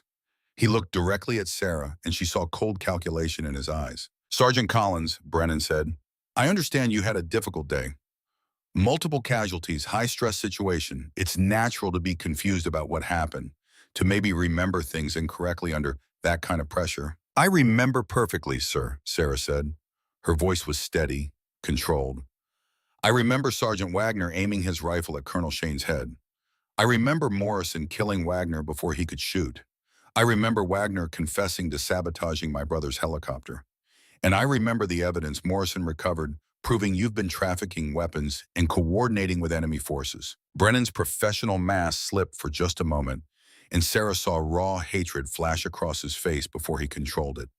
Those are serious allegations, Sergeant. Allegations that could end your career if you can't prove them. The encrypted satellite phone proves them, Sarah said. The one Morrison took from Wagner's body. The one that has your communications with Wagner Group mercenaries. Brennan smiled and Sarah felt ice in her stomach. What phone would that be, Sergeant? I've seen the inventory of items recovered from today's mission. No such phone is listed. Sarah's hand went to her vest pocket instinctively, but she already knew what she would find. The pocket was empty. The phone was gone. She remembered the chaos of the medevac landing, the trauma team swarming aboard, hands pulling her toward the hospital. Someone had lifted the phone during that confusion. Someone who knew exactly what to look for and when to take it. Vance saw Sarah's expression, understood immediately. Where's the phone, Collins? Someone took it, Sarah said. During the medevac offload, it was in my pocket and now it's gone. Convenient, Brennan said. Physical evidence that supposedly proves conspiracy and treason, but it mysteriously disappears before it can be examined. That's not going to help your credibility, Sergeant. Vance stepped forward. Sir, I'm going to need you to leave this area immediately. This is an active crime scene and you're potentially a subject of investigation. Brennan's smile widened. Investigation of what, warrant officer? Allegations without evidence? Conspiracy theories from a combat-stressed medic who just lost her mentor and is looking for someone to blame? I think you'll find that any investigation dies quickly when it has no foundation. He turned and walked away, his back straight and confident, a man who knew he had won this round. Sarah watched him go, feeling the weight of failure settle onto her shoulders. The evidence was gone. Morrison was missing or dead. Shane was in surgery and couldn't testify to what he'd seen on the encrypted phone. The case against Brennan was collapsing before it even began. Vance pulled Sarah into an empty patient room, closed the door, kept her voice low. Tell me exactly what was on that phone. Everything you remember. Sarah recited what she'd seen when Shane had scrolled through the messages. Coordinates for the ambush, payments from shell companies, communications in Russian with Wagner Group contacts, banking information showing transfers to Wagner and other conspirators. Can you recreate any of it from memory? Some of it. Maybe. But without the original phone, it's just my testimony. It won't stand up to scrutiny. Vance paced the small room, thinking tactically. Okay, we work with what we have. Shane saw the phone too. When he's out of surgery, we get his testimony. We interview every survivor from today's mission, build a pattern. We subpoena financial records through official channels.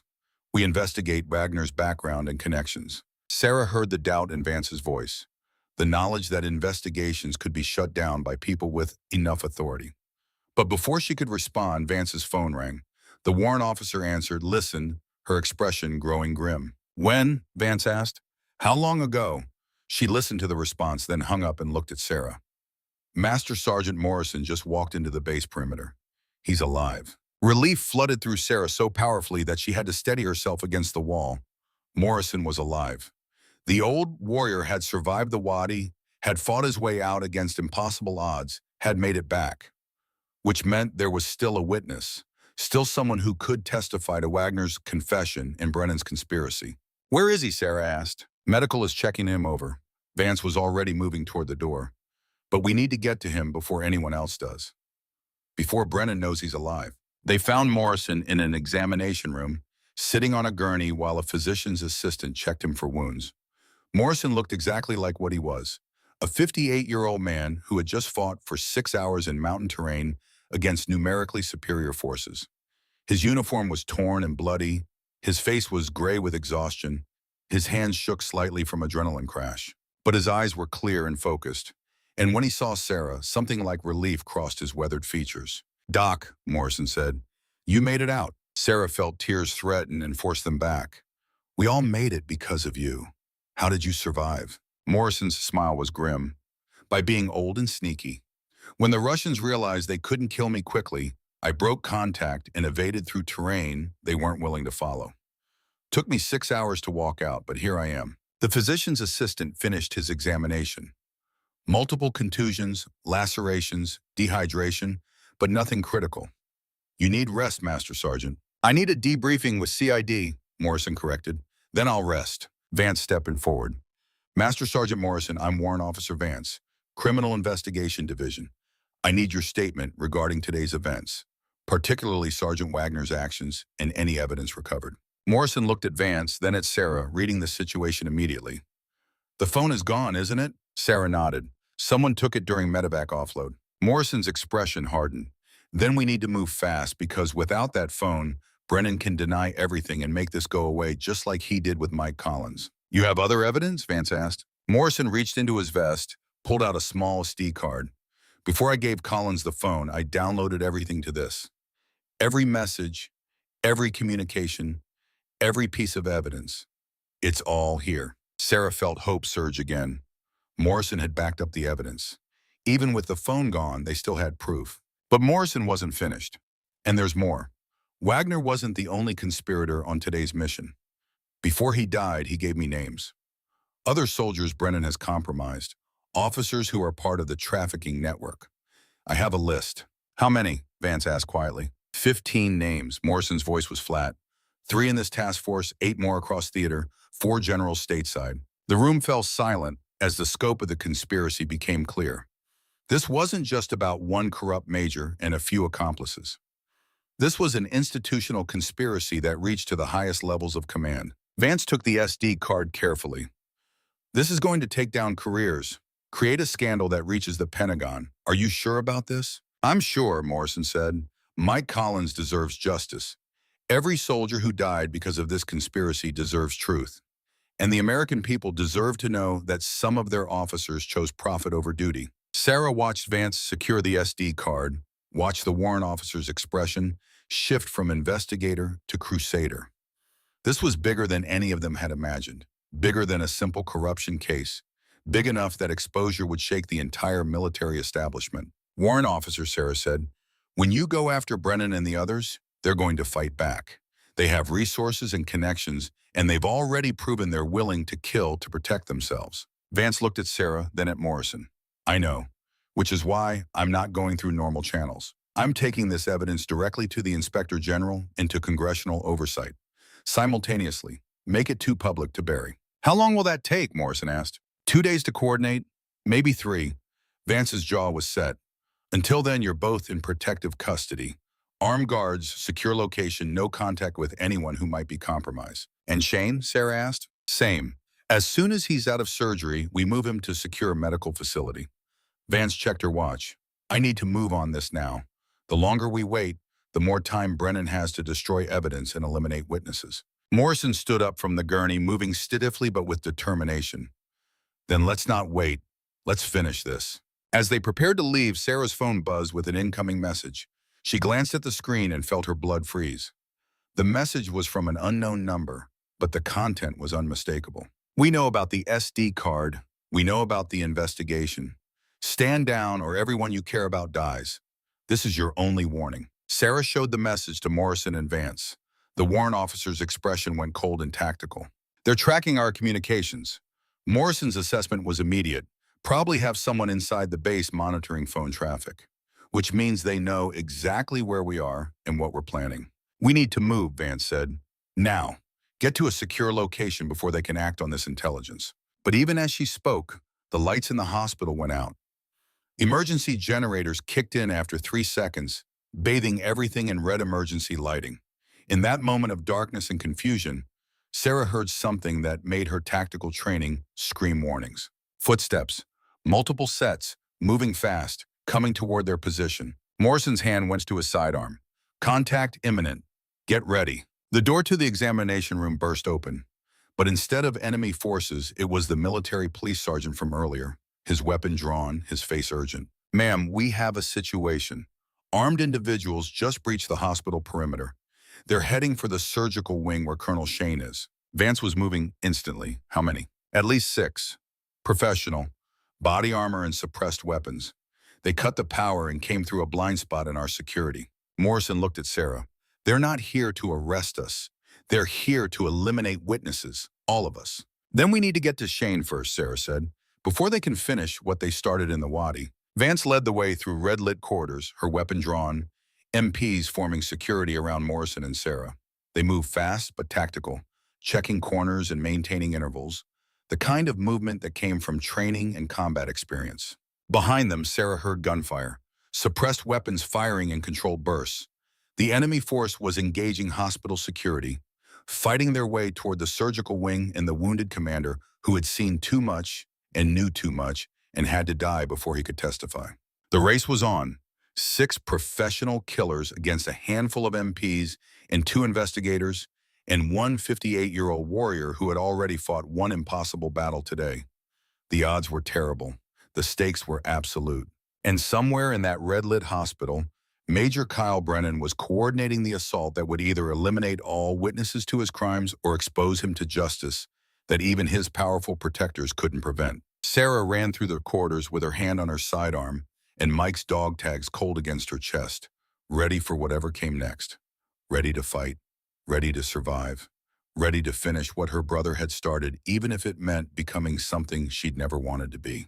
The warrior who healed by fighting, the medic who saved lives by taking them, the sister who honored the dead by refusing to join them. The hospital erupted into chaos as the assault force closed in on their target. And Sarah Collins, combat medic who had crossed every line she'd sworn to protect, prepared for one more battle in a war that had already cost too much and demanded even more. The choice was made. The die was cast. And in the red emergency lighting of a combat hospital in Afghanistan, the final confrontation between truth and corruption was about to begin. They called him obsolete, a relic. A 58-year-old has been playing soldier while younger men did the real work. But in the red-lit corridors of a combat hospital under assault, Master Sergeant Daniel Morrison was about to teach a new generation what old warriors could still do. And Staff Sergeant Sarah Collins was about to learn that healing and fighting weren't opposites, but 2 sides of the same sacred oath. The hospital corridors erupted with the sound of suppressed gunfire, the distinctive cough of professional weapons fired by professional killers.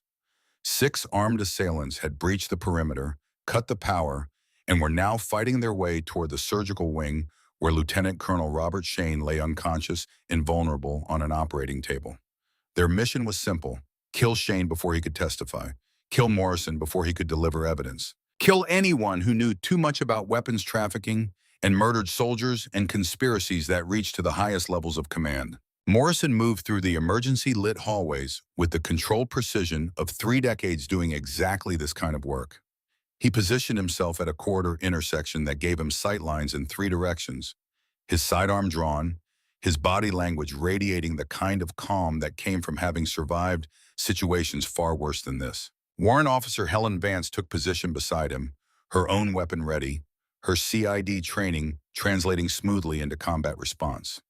Sarah stayed close, her medical instincts screaming that she should be treating patients, not preparing for a firefight, but her survival instincts understanding that the best way to protect those patients was to stop the people trying to kill them. 3 military police sergeants formed the rest of their immediate security element, young soldiers with combat deployments, but not the kind of close-quarters battle experience that this situation demanded. They looked to Morrison for guidance, and Sarah saw them recognize something in the old warrior that transcended age or rank. This was a man who knew exactly what to do when death came calling in hospital corridors. Morrison's voice was low, controlled, absolutely certain. They'll move in 2-element teams, probably 3 pairs working in coordination. professional tactics, Russian doctrine if they're Wagner Group contractors. They'll use speed and violence to overwhelm resistance before we can organize a coherent defense. How do we stop them? Vance asked. We don't stop them, Morrison said. We channel them, force them into kill zones where our limited numbers can achieve effects. He looked at the MP sergeants. You three, take positions here and here, overlapping fields of fire. When they come through that corridor, you engage and then fall back to secondary positions. Don't try to hold. Just slow them down and bleed them. The MPs moved to positions, their movements showing training and discipline despite obvious nervousness. Sarah watched Morrison continue his tactical orchestration, turning a desperate defense into something that had a chance of success. Doc, Morrison said to Sarah, you're with me and Vance. We're going to the surgical wing. Our job is to protect Shane until he's stable enough to move. What about the patients? Sarah asked. There are dozens of wounded soldiers in this hospital. Morrison's expression was grim. If those 6 shooters get to Shane and kill him, then Brennan wins. The conspiracy stays buried. Your brother's death stays unavenged. And every patient in this hospital stays at risk from the next assassination attempt. We protect Shane, we protect everyone. Sarah understood the brutal calculus. Shane was the objective, the center of gravity, the one target that Brennan absolutely had to eliminate. Everything else was secondary to keeping the colonel alive long enough to testify. They moved toward the surgical wing, Morrison leading with the kind of movement that made no wasted motion, every step deliberate, every angle cleared. Sarah followed in his wake, her sidearm drawn, but her mind already cataloging the medical supplies she'd need if casualties started mounting. Gauze, tourniquets, hemostatic agents. The tools of her trade never far from her thoughts, even when preparing for violence. The first contact came at a T intersection near the intensive care unit. Morrison raised his fist for halt, then pointed to movement ahead. Sarah saw them through the red emergency lighting. 2 men in civilian clothes and body armor, moving with the synchronized precision of trained operators, weapons up and ready. Morrison didn't hesitate. He fired twice, controlled pairs, center mass on the lead assailant. The man went down hard. His partner dove for cover and returned fire, rounds cracking past Morrison's position and impacting the wall behind him. Vance engaged from a different angle, her shots forcing the second assailant to shift position, breaking his aim and giving Morrison time to advance. The old warrior moved like water, flowing from cover to cover, closing distance while maintaining fire superiority. Sarah watched in awe as Morrison executed tactics that she'd only seen in advanced training videos, techniques that required absolute confidence and decades of muscle memory. The second assailant made the mistake of exposing himself for a better shot. Morrison punished the error immediately, 2 rounds that dropped the man before he could correct his position. Silence fell over the corridor, broken only by the sound of Morrison's controlled breathing and the distant echo of gunfire from other parts of the hospital. 2 down, Morrison said calmly. 4 left. They know we're here now. They'll adjust tactics. The surgical wing was 50 meters ahead, protected by locked doors and the trauma team still working on Shane's shoulder wound. Morrison led them to the entrance, checked sight lines, positioned Vance and the remaining MPs to cover approaches from 3 directions. Sarah moved into the surgical suite, found the trauma surgeon, Major Chen, still working on Shane's shoulder. The surgical team focused entirely on their patient, despite the chaos erupting outside their sterile environment. How much longer? Sarah asked. Chen didn't look up from the wound he was repairing. 20 minutes minimum. The shoulder injury is more complex than initial assessment indicated. Bullet fragmented, damaged the brachial plexus. If I don't repair this correctly, he loses use of the arm. We might not have 20 minutes, Sarah said. There are armed hostiles in the hospital trying to kill him. Chen's hands never stopped moving, his focus absolute. Then I suggest you keep them out of my operating room, Sergeant, because I'm not leaving until this surgery is complete. Sarah felt a flash of respect for the surgeon's dedication. Chen understood the tactical situation, understood the danger, and was choosing to finish his work anyway because that's what doctors did. They treated patients regardless of the circumstances. She returned to the corridor, found Morrison studying a hand-drawn map of the surgical wing that one of the MPs had produced. The Master Sergeant's tactical mind was working at full speed, identifying choke points and fields of fire, planning for contingencies that Sarah couldn't even imagine. Morrison looked up as she approached. How long? 20 minutes, Sarah reported. Then we hold for 20 minutes. Morrison's voice carried the certainty of someone who had made similar stands before and survived. He looked at Vance. The SD card with the evidence. Where is it? Vance patted her vest pocket. Right here. Multiple encrypted copies already transmitted to Inspector General, Congressional Oversight, in 3 separate media outlets with instructions to publish if I don't check in every hour. Smart, Morrison approved. Brennan can kill us, but he can't stop the truth from coming out. That changes his calculus. He's not just trying to eliminate witnesses anymore. He's trying to delay the inevitable and maybe escape before the walls close in, which makes him desperate, Vance said. And desperate people make mistakes. Or they escalate, Morrison countered. Be ready for anything. The next assault came from 2 directions simultaneously, a coordinated push that showed professional planning and execution. 2 assailants approached from the north quarter, while 2 more came from the east, timing their movement to arrive at the intersection at the same moment and overwhelm the defenders with volume of fire. Morrison had anticipated exactly this tactic. He'd positioned his limited forces to create interlocking fields of fire, turning the intersection into a kill zone where the assailants' numerical advantage became a liability. When the shooters rounded their respective corners, they walked into a crossfire that gave them no good options. The MPS engaged from their positions with disciplined fire, their M4 rifles providing the kind of sustained suppression that forced the assailants to cover. Vance moved to a flanking position, her pistol work precise and controlled, eliminating one shooter who tried to advance through the fire. Morrison worked his angles, moving between positions, his pistol seemingly an extension of his body, each shot placed exactly where it needed to be. Sarah watched him put rounds into targets at distances that shouldn't have been possible with a sidearm, watched him read the battle like a chess master, seeing moves ahead of his opponents. Within 30 seconds, 3 more assailants were down. The 6th and final shooter retreated, wounded but mobile, disappearing back into the hospital's maze of corridors. Morrison didn't pursue, instead maintaining defensive positions and checking his team for casualties. One of the MPs had taken a round through his arm, a through and through that was bleeding heavily but not immediately life-threatening. Sarah was on him instantly, her medical training overriding everything else. Hands already working to assess and treat the wound. Tourniquet, Sarah ordered, her voice calm and professional despite the adrenaline still flooding her system. She positioned the tourniquet high on the MP's arm, cranked it tight until the bleeding stopped, secured it and marked the time on his forehead with a marker from her aid kit. The MP, a sergeant named Davidson who couldn't have been more than 25, looked up at Sarah with eyes wide from shock and pain. Doc, am I going to lose the arm? Not if I have anything to say about it, Sarah told him. The wound is clean, missed the bone. You'll be fine once we get you to surgery. She finished stabilizing Davidson and returned to Morrison's position. The old warrior was reloading his pistol, his hands steady despite having just fought at close quarters against professional killers. Sarah saw no fear in his expression, no doubt, only the calm professionalism of someone who had done this too many times to be rattled by it. 5 down, 1 wounded and retreating, Morrison summarized. But we're not done yet. That last shooter is going to regroup, probably call for backup. Brennan knows his assassination attempt failed. Now he'll try something else. What could be worse than armed assault, Sarah asked. Morrison's expression was grim. Fire, structural collapse, gas attack. There are a dozen ways to destroy this hospital and everyone in it if you're willing to commit to mass casualty event. He wouldn't, Vance said. The political fallout would be catastrophic. He's already committed treason and multiple murders, Morrison countered.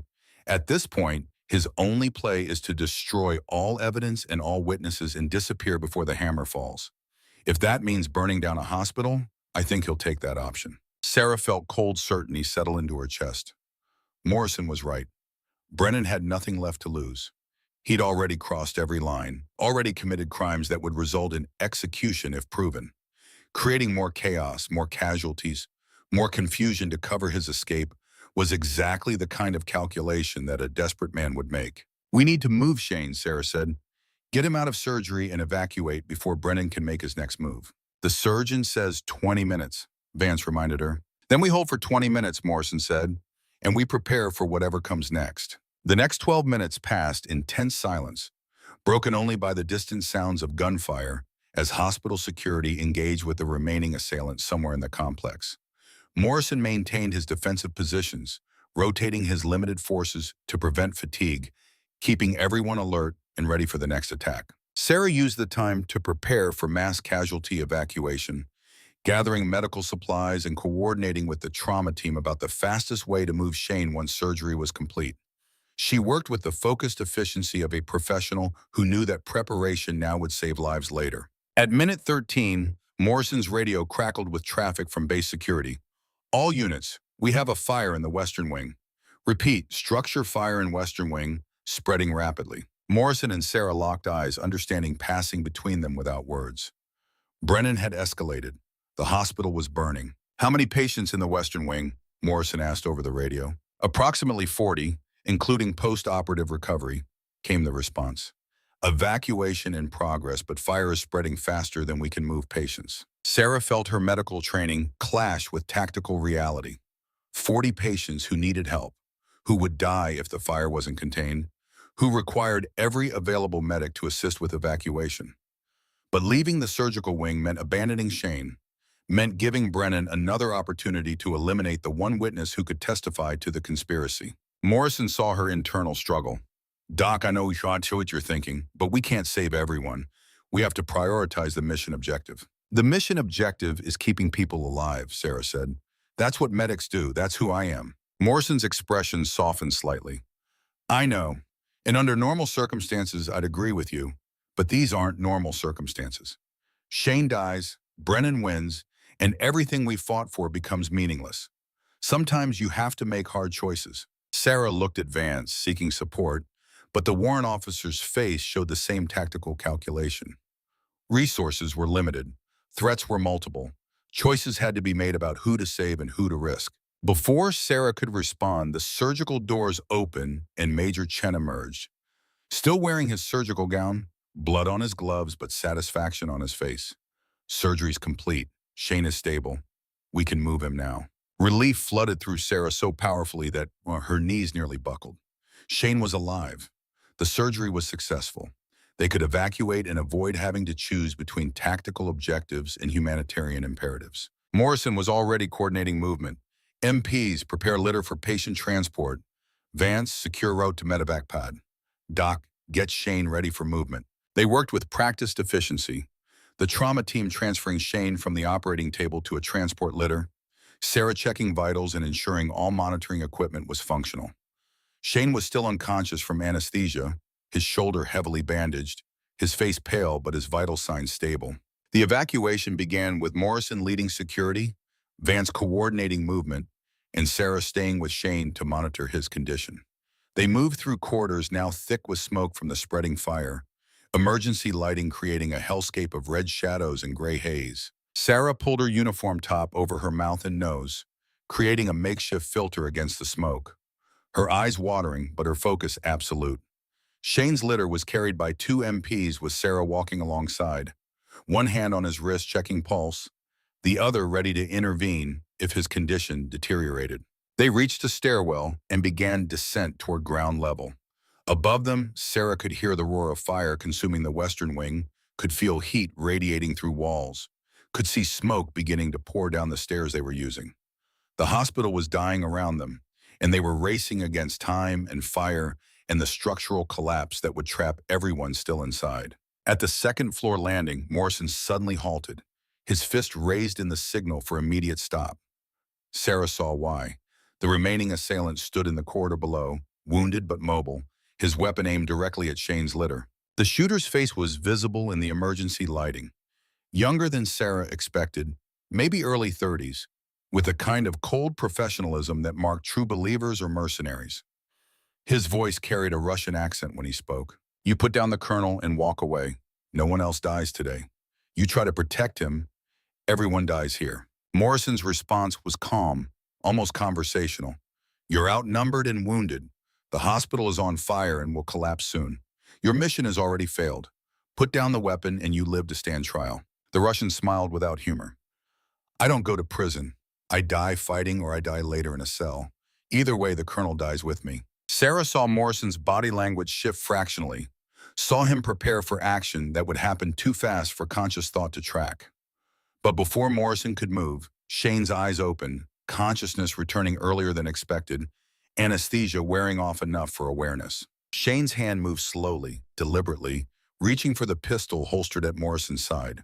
Morrison understood immediately what Shane was attempting, but the angle was wrong. Shane was too weak. The shot would be impossible. Then Sarah understood what needed to happen. She was positioned perfectly, had the angle that Shane needed but couldn't achieve from his litter. Her hand went to her own sidearm, the weapon she'd been issued but barely qualified on, the tool of violence that she'd never wanted to use. The Russian's attention was focused on Morrison, waiting for the old warrior to make his move, ready to gun down Shane the moment anyone acted. He didn't see Sarah as a threat. She was a medic, marked by her armband, defined by her profession as someone who healed rather than killed. His mistake was fatal. Sarah drew and fired in one smooth motion, muscle memory from Morrison's training overriding conscious hesitation, the round hitting the Russian's center mass before he could shift his aim. The assailant staggered, tried to bring his weapon around, but Morrison was already moving, closing distance, his own weapon rising. Morrison's shot was precise, professional, ending the threat with the kind of marksmanship that only came from 3 decades of practice. The Russian went down and stayed down, the last assassin eliminated, the immediate threat neutralized. Sarah stood frozen, her weapon still extended, her mind processing what she'd just done. Another kill, another life taken, another step further from the person she'd been and closer to the person circumstances had forced her to become. Morrison's hand on her shoulder brought her back to immediate reality. "Good shooting, Doc. You saved Shane's life." "I killed someone," Sarah said. Her voice sounded hollow to her own ears. "You stopped." "Someone who was trying to kill all of us," Morrison corrected gently. "There's a difference. War makes us do things we never wanted to do. The measure of a soldier isn't whether they avoid violence, but whether they use violence only when necessary." They continued moving, descending the stairs, emerging into the hospital's main lobby, where medical teams were coordinating mass evacuation. Dozens of patients on litters, dozens more walking wounded. The organized chaos of a hospital emptying its halls before fire consumed everything. Sarah saw Specialist Martinez being carried past, his chest wound stable, his face showing relief at escaping the burning building. Saw Captain Reyes directing traffic from a wheelchair, his leg wound preventing mobility, but his command presence still functional. Saw the Surgeon Major Chen coordinating with other doctors, ensuring every patient was accounted for and evacuated. Medevac helicopters thundered overhead, landing on the pad outside, rotors whipping smoke into swirling patterns. Morrison guided their group toward the nearest bird, ensuring Shane was loaded first, then the wounded MP Davidson, then the rest of their security element. Sarah was last aboard, turning for a final look at the hospital burning behind them.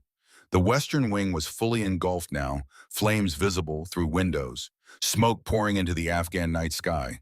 But the patients were safe. The evacuation had succeeded, and Shane was alive, unconscious but stable, ready to testify when he woke. The helicopter lifted off, banking away from the burning hospital, climbing into darkness. Sarah found herself sitting next to Morrison, both of them covered in blood and smoke and the residue of violence. The old warrior looked exhausted, his 58 years showing in ways they hadn't before, the accumulated fatigue of fighting 2 battles in 12 hours finally catching up. "You okay, Hawk?" Sarah asked quietly. Morrison's smile was tired but genuine. "Been worse. Got shot in Fallujah, blown up in Helmand, nearly drowned in the Euphrates. This was just another Tuesday." Sarah laughed despite everything, the tension releasing in a moment of dark humor that soldiers understood. Morrison joined her laughter, the two of them sitting in a medevac helicopter, fleeing a burning hospital, having fought their way through impossible odds, having survived when survival seemed unlikely. Vance sat across from them, the SD card still secure in her vest pocket, her face showing satisfaction despite the chaos. She raised her voice over the turbine noise. "I just got confirmation. The evidence went public 20 minutes ago. Congressional oversight has opened formal investigation. Inspector General has issued warrants for Brennan and 14 other officers. It's over. We won." Sarah felt something release in her chest, a tension she'd been carrying since Mike's death 18 months ago. Won. They'd actually won. The conspiracy was exposed. The evidence was public. Justice was finally possible. "Where's Brennan now?" Morrison asked. "Unknown," Vance reported. "He disappeared from Bagram approximately 30 minutes ago, probably running for extraction, trying to get out of country before the warrants can be executed. Morrison's expression hardened. He won't make it. Men like Brennan, they think they're untouchable right up until the moment the handcuffs go on. He'll be caught within 48 hours. The helicopter flew through the night toward a forward operating base 30 kilometers from Bagram, a secure location where Shane could recover and the investigation could proceed without interference. Sarah monitored Shane's vitals throughout the flight, her medical training maintaining focus even as her mind processed everything that had happened. She'd killed 3 people in the past 12 hours. Wagner with Morrison's shot, but she'd been there. The Russian mortar team at 400 meters. The Russian assassin in the hospital stairwell. 3 lives that she'd ended. 3 souls that had stopped existing because of decisions she'd made and triggers she'd pulled. The Geneva Convention said medics were non-combatants, protected from violence, expected to treat wounded without participating in combat. But Sarah had learned that protection only worked if your enemies honored the rules. And when they didn't, when they killed medics and murdered prisoners and trafficked weapons to terrorists, then the rules became suggestions that got good soldiers killed. Mike had believed in the rules, had died believing that honor and conventions and blue armbands mattered. Sarah had learned differently, had learned that sometimes healing required fighting, that saving lives sometimes meant taking lives, that the choice wasn't between being a medic or being a soldier, but about being both when circumstances demanded it. The helicopter touched down at Forward Operating Base Phoenix, a small installation that served as logistics hub and tactical operations center for the region. Medical staff swarmed aboard immediately, taking Shane to a secure medical facility where he could recover under armed guard. Sarah supervised the transfer, ensuring continuity of care, briefing the receiving surgeon on everything that had been done during the surgery and evacuation. Only when Shane was safely in surgical recovery did she allow herself to stop, to breathe, to acknowledge the exhaustion that threatened to overwhelm her. Morrison found her in a medical supply room, sitting on the floor with her back against the wall, eyes closed, breathing slowly and deliberately. The old warrior sat down beside her without speaking, his own exhaustion evident in the way he moved. They sat in silence for several minutes, 2 soldiers who had survived impossible odds, who had fought for truth against institutional corruption, who had honored the dead by refusing to let their deaths be meaningless. "Your brother would be proud," Morrison finally said. "You finished what he started. You got justice for him and for everyone else Brennan killed." "I became what Mike refused to be," Sarah said quietly. "A soldier who kills, a medic who fights." Morrison shook his head. "You became what the situation required. Mike would understand that. Hell, he told me to protect you whatever it takes." I think he knew that sometimes protection means teaching someone to protect themselves. Sarah opened her eyes, looked at Morrison.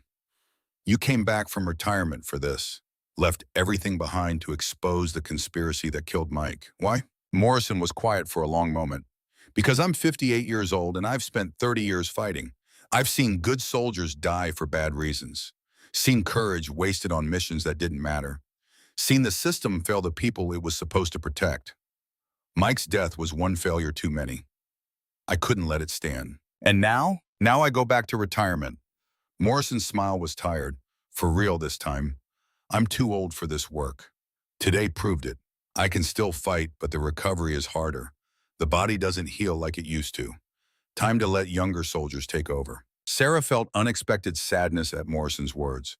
The old warrior had been her teacher, her protector, her connection to Mike's memory. The thought of him stepping back felt like losing another link to her brother. "What will you do?" Sarah asked. Morrison shrugged. "Fish. Work on my house. Maybe teach at the Special Forces School. Pass on what I know to the next generation." He looked at Sarah. "What about you?" Sarah thought about that question. What came next for a combat medic who had crossed every line, who had killed to save lives, who had become a warrior while trying to remain a healer? "I'm going to make sure the Advanced Tactical Combat Medic program gets implemented," Sarah said. "Make sure future medics are better prepared than I was. Teach them that healing and fighting aren't opposites, that sometimes you have to be both." Morrison nodded approval. "Good. The military needs medics who understand that doctrine. You'll be good at teaching it because you lived it." They sat together in comfortable silence, master and student, old warrior and new, both understanding that they'd reached the end of something and the beginning of something else. The mission that had started with Mike's death and Morrison's return from retirement was complete. The conspiracy was exposed. Justice was in motion. And two soldiers who had fought together could finally rest. Outside, the Afghan night continued its eternal vigil. Stars brilliant against darkness, mountains standing patient witness to human struggles that seemed so important in the moment, but were fleeting against geological time. Inside, Sarah Collins and Daniel Morrison sat together, survivors of battles that would be remembered long after the smoke cleared and the blood dried and the official reports were filed away. The old warrior and the healer who learned to fight, the retired operator and the young medic, the mentor and the student who had both become something more through the crucible of combat and the pursuit of truth. Tomorrow there would be debriefings and investigations and congressional hearings. There would be trials and convictions in the slow, grinding machinery of military justice processing the conspiracy they'd exposed. But tonight there was only the quiet satisfaction of having survived impossible odds, having honored the dead, having finished what others had started and paid for with their lives. The war for truth was over. The battle for justice had just begun. And Sarah Collins, combat medic who had become a warrior, was ready for whatever came next. Because she'd learned the hard way that healing sometimes required fighting, that saving lives sometimes meant taking them, and that the blue armband she wore marked her not as someone who avoided violence, but as someone who used violence only when all other options had failed. She was a medic, she was a soldier. She was both and neither, and something new that the military was just beginning to understand it needed. The warrior who healed through strength, the healer who fought for peace, the sister who honored her brother by becoming what he couldn't be and remaining what he always was. A soldier who saved lives, whatever it took. 6 months later, the Silver Star ceremony at Fort Anderson drew far more attention than Staff Sergeant Sarah Collins expected. The brigade commander pinned the medal onto her dress uniform, while Master Sergeant Daniel Morrison stood in the front row, fully recovered from the Hindu Kush operation and wearing his own newly awarded Distinguished Service Cross beside the 3 silver stars he'd earned over 3 decades of service. The citation was read aloud in the formal military cadence that turned individual actions into official history. For gallantry in action against an armed enemy, demonstrating exceptional courage by providing life-saving medical care to critically wounded personnel while simultaneously engaging hostile forces with precision fire. Her actions under extreme duress prevented the loss of American lives, exposed institutional treason, and ensured mission success at great personal risk. Sarah stood at attention in her dress blues, the silver star now resting on her chest alongside the combat medic badge and the blue cord that marked her as infantry qualified after the events in Afghanistan. She felt the weight of the medal, felt the eyes of hundreds of soldiers and civilians watching the ceremony, felt the disconnect between the hero they were celebrating and the person she knew herself to be. She wasn't a hero. She was a medic who had been forced to become a killer. A soldier who had crossed lines she'd sworn never to cross. A sister who had avenged her brother's murder by becoming exactly what he'd refused to be. But looking at Morrison in the front row, seeing the pride in the old warrior's eyes, Sarah understood something she hadn't before. Mike would have been proud not because she'd killed, but because she'd survived. Not because she'd violated her principles, but because she'd adapted them to reality. Her brother had died believing that rules mattered more than outcomes. Sarah had learned that sometimes outcomes required breaking rules, and that lesson had kept her alive. After the ceremony, a young private approached nervously. Captain Collins, the private stammered, clearly confused by Sarah's recent promotion to officer rank. I'm heading to medic training next month. Can I ask you something? Sarah smiled despite her discomfort with the attention. Of course. Were you scared? When you had to fight instead of just healing? Sarah thought carefully before answering. Every single time. Fighting isn't what I trained for. It's not who I wanted to be. But sometimes it's what's necessary to protect the people I'm trying to save. The private nodded slowly, processing this. How do you deal with that? I remember why I'm there. Sarah touched the silver star on her chest. I'm a medic. My job is to keep people alive. If that means treating wounds, I treat wounds. If it means coordinating fire, I coordinate fire. And if it means picking up a rifle, then I pick up the rifle. Whatever keeps my people breathing. Morrison found her once the ceremony ended and the crowd had dispersed. How does it feel? Strange, Sarah admitted, still processing it all. You changed doctrine, Morrison said. The Army is rolling out the Advanced Tactical Combat Medic program based on what you did. Future medics will train to do exactly what you did, healing and fighting when necessary. I just hope they're better prepared than I was, Sarah said quietly. They will be, Morrison assured her, because you're going to train them. You showed us what's possible. Now you get to teach the next generation. Sarah looked at the old warrior, seeing the gray in his hair and the lines around his eyes that spoke of 3 decades doing impossible work in impossible places. What about you? Are you really retiring this time? Morrison's smile was tired but genuine. For real this time. I'm 58 years old and my body is telling me in very clear terms that I can't do this work anymore. Today proved I can still fight, but the recovery takes longer. The joints hurt more. The sleep doesn't come as easy. Time to let younger soldiers take over. You're teaching at the Special Forces School, Sarah said. That's not exactly retirement. Teaching is different from doing, Morrison countered. I can pass on knowledge without getting shot at. That's a trade I'm willing to make at this point in my life. They stood together in comfortable silence, master and student, veteran and protege, both understanding that they'd reached an ending and a beginning. The mission that had brought Morrison out of retirement was complete. Mike Collins had been avenged. The conspiracy had been exposed. And now the work of building something better from the wreckage could begin. 3 months earlier, Fort Leavenworth Military Prison had processed its newest inmate, Major Kyle Brennan, formerly the operations officer for a special operations task force in Afghanistan, currently a convicted traitor, facing 25 years in military confinement.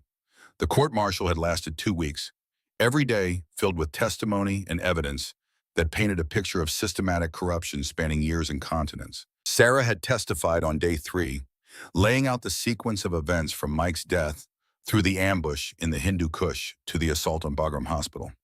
She'd spoken in the flat, factual tone that medics used when presenting case histories, removing emotion and presenting only verifiable facts. Sergeant First Class Wagner confessed before dying that he had sabotaged the helicopter that killed my brother, Sarah had stated.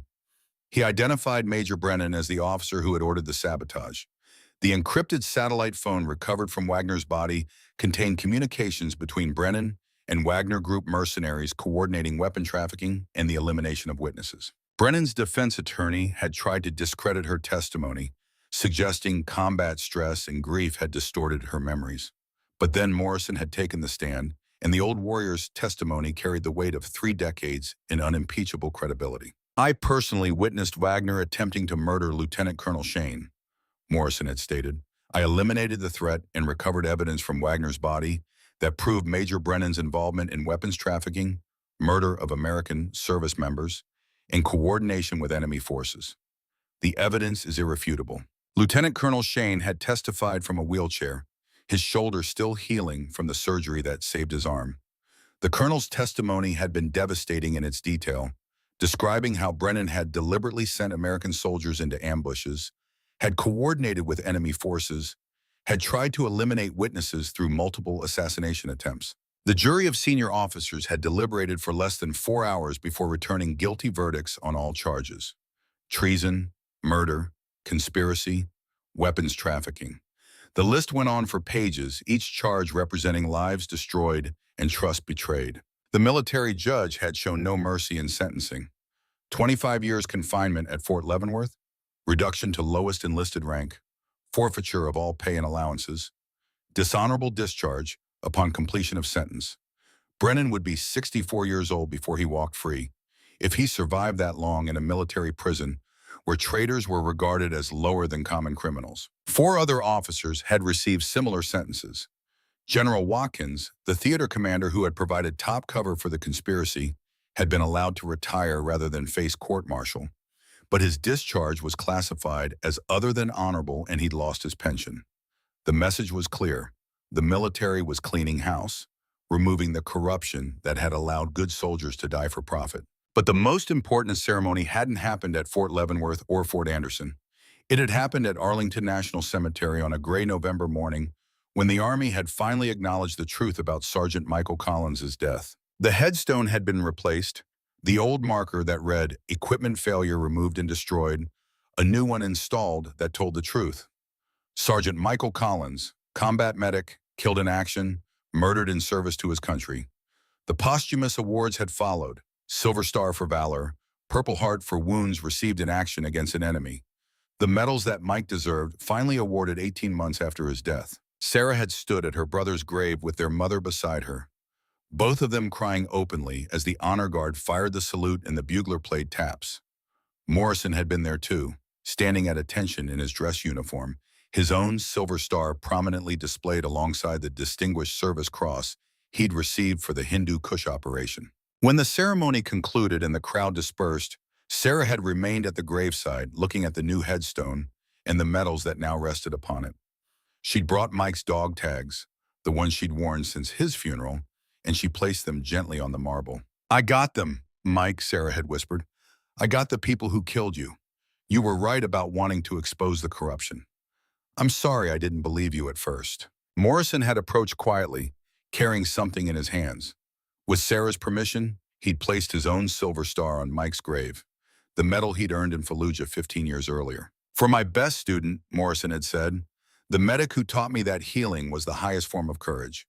Rest easy, son. Your sister finished the mission." Sarah had looked at Morrison through her tears. "He was your student, but he was also your friend." "He was both," Morrison had confirmed. "And losing him hurt more than any wound I've taken in 30 years of combat.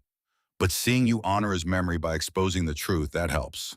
That makes the pain worth something." They'd left Arlington together, Sarah and Morrison and her mother, three people bound by love for a soldier who had died too young, but whose death had ultimately meant something. The conspiracy had been exposed. The guilty had been punished. And the military had been forced to confront the rot that had allowed corruption to flourish. 2 months after Arlington, Sarah had received orders to Fort Sam Houston, Texas, home of the Army Medical Department, center and school. She'd been promoted to captain, a battlefield commission that recognized her actions in Afghanistan and her potential as a leader. And she'd been given command of a program that didn't yet exist but would change combat medicine forever. The Advanced Tactical Combat Medic Program was controversial from its inception. Traditional medical professionals argued that arming medics violated the Geneva Convention and endangered the protected status that allowed medics to treat casualties without being targeted. Military tacticians countered that modern warfare didn't respect conventions, that enemies routinely targeted medical personnel, and that medics needed the training and authorization to defend themselves and their patients. Sarah had been called to testify before a congressional committee examining the proposal. She'd sat at a table facing dozens of representatives and senators, all of them with questions about whether the military was creating a new class of combatant or simply adapting to battlefield realities. Representative Chen from California had been skeptical. "Captain Collins, the Geneva Convention is clear that medical personnel are non-combatants. Doesn't training medics to fight violate that protection?" Sarah had chosen her words carefully. "Sir, the Geneva Convention's purpose is protecting lives. But that protection only works if both sides honor it. In Afghanistan, I watched enemies deliberately target medics. I saw my brother murdered because he discovered corruption. I learned that a blue armband doesn't stop bullets from people who don't care about rules." "But you engaged enemy combatants," Senator Morrison from Texas had pressed. "You killed people while serving as a medic. How is that not a violation?" "I engaged combatants who were trying to kill wounded soldiers under my care," Sarah had responded. "The Geneva Convention allows medical personnel to use weapons in self-defense and in defense of patients. I propose that we formalize that exception and train medics to exercise it effectively rather than leaving them unprepared when the situation demands action." The debate had continued for 3 hours, representatives raising concerns and Sarah addressing each one with the calm professionalism that came from having lived the reality they were discussing in abstract terms. Finally, Senator Williams from Virginia, himself a Gulf War veteran, had asked the question that cut to the heart of the matter. "Captain Collins, do you believe medics should be warriors?" Sarah had met his eyes directly. "Sir, I believe medics should be prepared to do whatever is necessary to save lives. If that means treating wounds, we treat wounds. If that means coordinating evacuation under fire, we coordinate evacuation. And if that means suppressing enemy positions that threaten our casualties, then we suppress those positions. We're not warriors who choose fighting over healing. We're healers who choose both when the mission demands it." The committee had voted to approve the Advanced Tactical Combat Medic Program with one condition. Medics would maintain their protected non-combatant status under Geneva Convention, but would receive authorization for defensive engagement when protecting wounded personnel. The distinction was crucial. ATCM qualified medics weren't infantry who happened to have medical training. They were medics who could fight when fighting was the only way to save lives. Sarah had spent the next 4 months building the curriculum from nothing. She'd worked with infantry school instructors to design tactical training that was relevant to medical personnel. She coordinated with the Army Medical Department to ensure the medical training remained at the highest standard. And she'd selected the first class of 30 students, medics who had already proven themselves in combat and were ready to become the first ATC-M qualified personnel in the Army. Specialist Luis Martinez had been the first to volunteer. The young medic who Sarah had saved with a needle decompression in the Hindu Kush had recovered fully from his wounds and requested assignment to the pilot program. When Sarah asked him why, his answer had been simple. Because you showed me that being a good medic sometimes means being a good soldier. I want to learn how to be both. Now, 6 months after the Silver Star ceremony, Sarah stood before her first graduating class at Fort Sam Houston. 30 combat medics who had completed the most rigorous training the Army Medical Department had ever designed. They'd learned advanced trauma care and tactical movement under fire. They'd qualified on multiple weapon systems and studied Geneva Convention law. They'd practiced the impossible balance of treating casualties while coordinating defensive operations. And they'd learned from Sarah and Morrison, the medic who had become a warrior, and the warrior who had spent 30 years teaching others to survive impossible situations. Sarah looked at the 30 graduates standing at attention in their dress uniforms, each wearing the new Advanced Tactical Combat Medic badge, beside their combat medic badge, each representing the future of military medicine. She saw Martinez in the front row, standing tall and confident, saw other familiar faces from Afghanistan and Iraq and Syria, saw the next generation of medics who would carry forward the lessons learned in blood and fire. Her speech had been prepared and rehearsed, but standing before these soldiers who trusted her to teach them how to survive, Sarah set aside her notes and spoke from the heart. 3 years ago, I was a combat medic who believed that healing and fighting were opposite choices. I wore my blue armband with pride and refused to see myself as anything but a healer. My twin brother Mike believed the same thing. He died for that belief, murdered by people who saw his dedication to saving lives as a weakness they could exploit. Sarah paused, seeing Martinez and the others listening with absolute attention. I learned the hard way that healing and fighting aren't opposites. They're two sides of the same mission, protecting life. Everything we do as medics serves that mission. When we treat wounds, we're protecting life. When we coordinate evacuation, we're protecting life. And when we suppress enemy fire to keep wounded soldiers from being killed, we're still protecting life. She touched the silver star on her chest. This medal represents the day when I had to choose between my principles and my people. I chose my people. I picked up a rifle and engaged enemies who were trying to kill wounded Americans. I coordinated tactical operations while treating casualties. I became what I'd sworn never to be, a medic who kills, because that was the only way to be what I'd always been, a medic who saves lives. Sarah looked at Morrison, standing at the back of the classroom, his gray hair and weathered face marking him as the veteran he was. Master Sergeant Morrison taught me something crucial. He showed me that experience matters, that the wisdom that comes with age and service has value that technology and youth can't replace. He's 58 years old and he fought alongside soldiers half his age, outthought them, outmaneuvered them, kept them alive through tactical brilliance that only comes from 3 decades of doing this work. Morrison's expression remained neutral, but Sarah saw the slight nod of acknowledgement. You're the first class of advanced tactical combat medics. You're not infantry. You're not special forces. You're medics who have been given additional training to fulfill your primary mission in environments where traditional medical protocols aren't sufficient. Your job is still saving lives. The methods have just expanded to include defensive combat operations when necessary. Sarah's voice grew stronger, more certain. People will question what you do. They'll say medics shouldn't fight, that you're violating the Geneva Convention, that you're abandoning your calling. When that happens, remember why you're here. Remember the wounded soldiers who need you. Remember that your blue armband marks you as someone dedicated to preserving life, and sometimes preservation requires force. She looked at each graduate in turn. Mike Collins, my brother, believed that medics should only heal. He was murdered for exposing corruption because he refused to compromise that principle. I honor his memory by being what he couldn't be while remaining what he always was. A soldier dedicated to saving lives, whatever it takes. The graduation ceremony that followed was smaller than traditional medical school graduations, but carried more weight. Each graduate received their ATCM badge from Sarah personally, a moment of connection between instructor and student that acknowledged the difficulty of what they'd learned and the responsibility they were accepting. Martinez was last in line. When Sarah pinned the badge onto his uniform, the young specialist met her eyes. "Thank you, Captain, for saving my life in the Hindu Kush, for teaching me how to save others." "You saved yourself," Sarah corrected. "I just gave you the tools. Now you pass them on to the next generation." After the ceremony, as graduates celebrated with families and friends, Morrison found Sarah in her office. The old warrior looked tired but satisfied, the expression of someone who had completed a mission and could finally rest. "Good speech," Morrison said. Mike would have been proud. "Would he?" Sarah asked. "I became everything he refused to be." "You became what was necessary," Morrison said firmly. "And you did it while staying true to the core mission. Saving lives. That's what Mike did. That's what you do.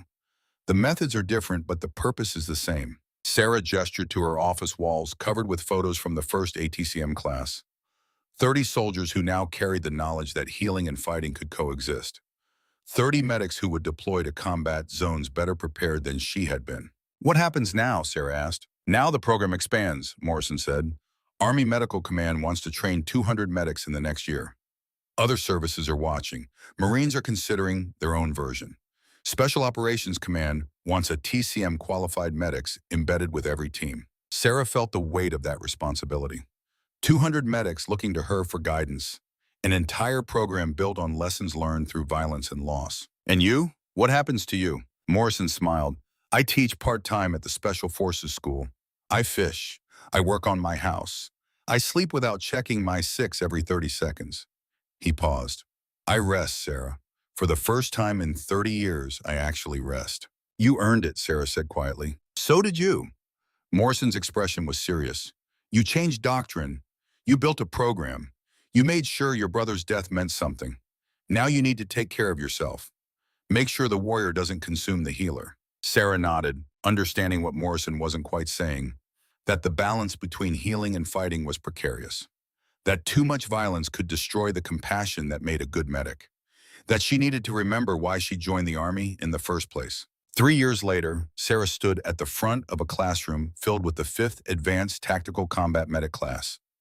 Captain Sarah Collins, now Major Collins after another promotion, commander of the ATCM program that had grown to encompass 300 graduates deployed across the world.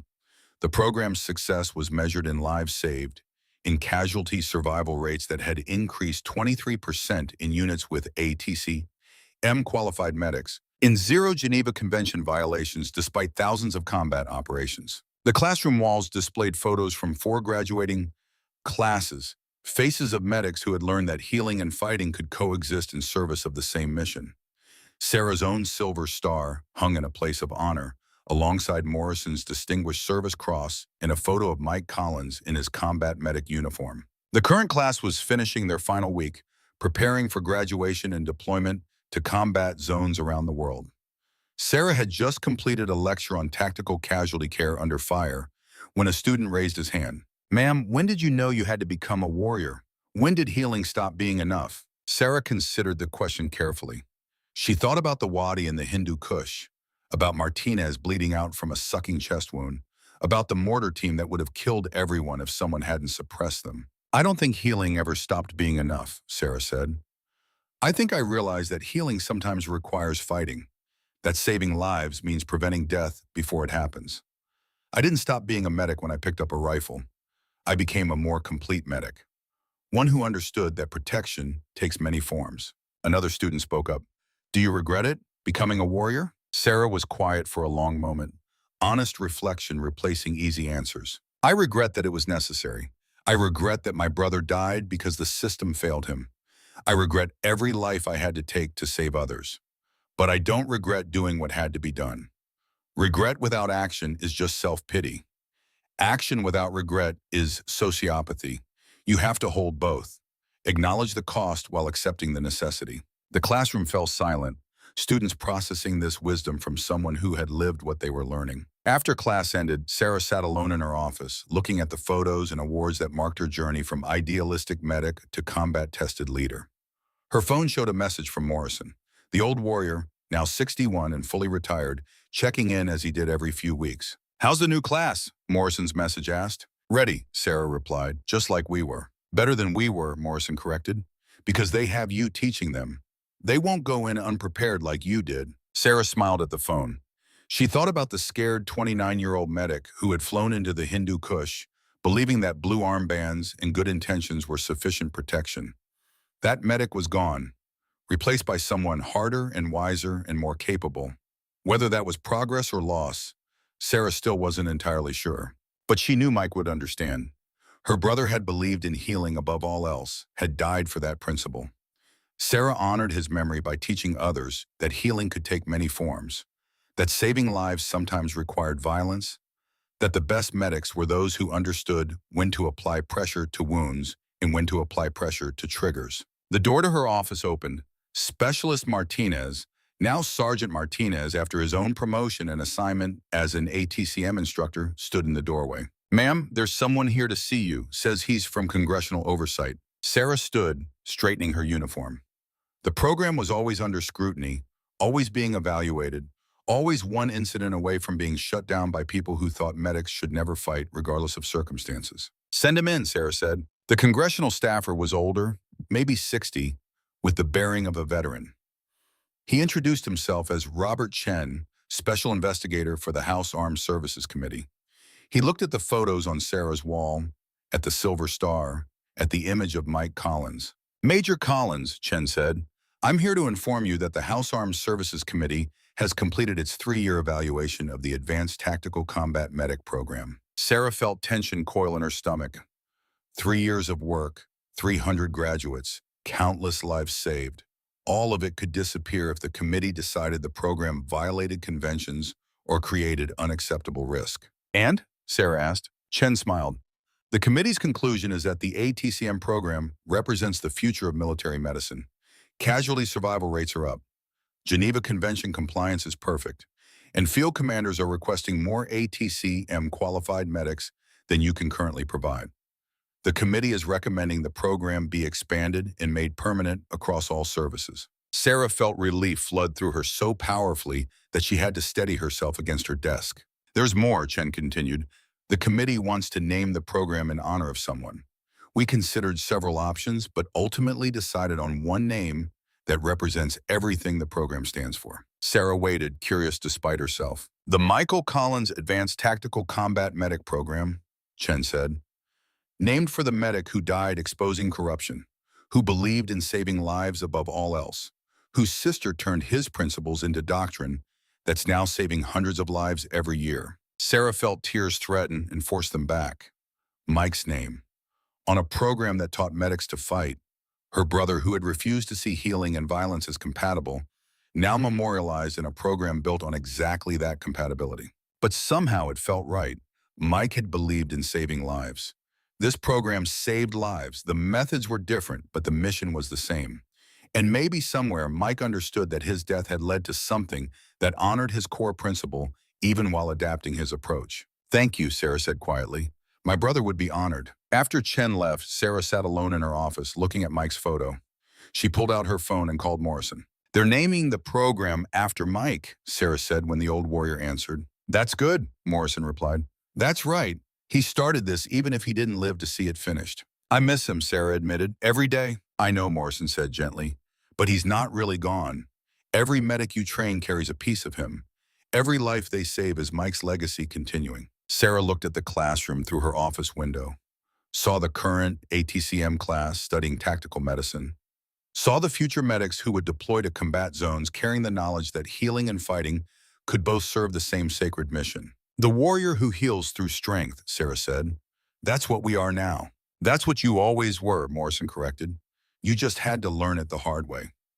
Mike learned it too late, but the medics you're training, they'll know from the start. They'll be ready. Sarah ended the call and returned to her classroom, ready to teach the next lesson, ready to pass on the knowledge purchased with blood and sacrifice, ready to honor her brother by ensuring his death had meaning. Outside, the Texas sun burned bright over Fort Sam Houston, illuminating the base where combat medics learned that saving lives sometimes required taking them, that healing and fighting were two sides of the same coin, that the blue armband marked them not as people who avoided violence, but as people who used violence only when all other options had failed. Major Sarah Collins, combat medic who had become a warrior, teacher who had built a program from tragedy, sister who had honored her brother by finishing what he started, stood before her students and taught them the hardest lesson of military medicine, that sometimes the only way to save a life was to take one, that healing and fighting weren't opposites but partners in the mission to protect those who couldn't protect themselves,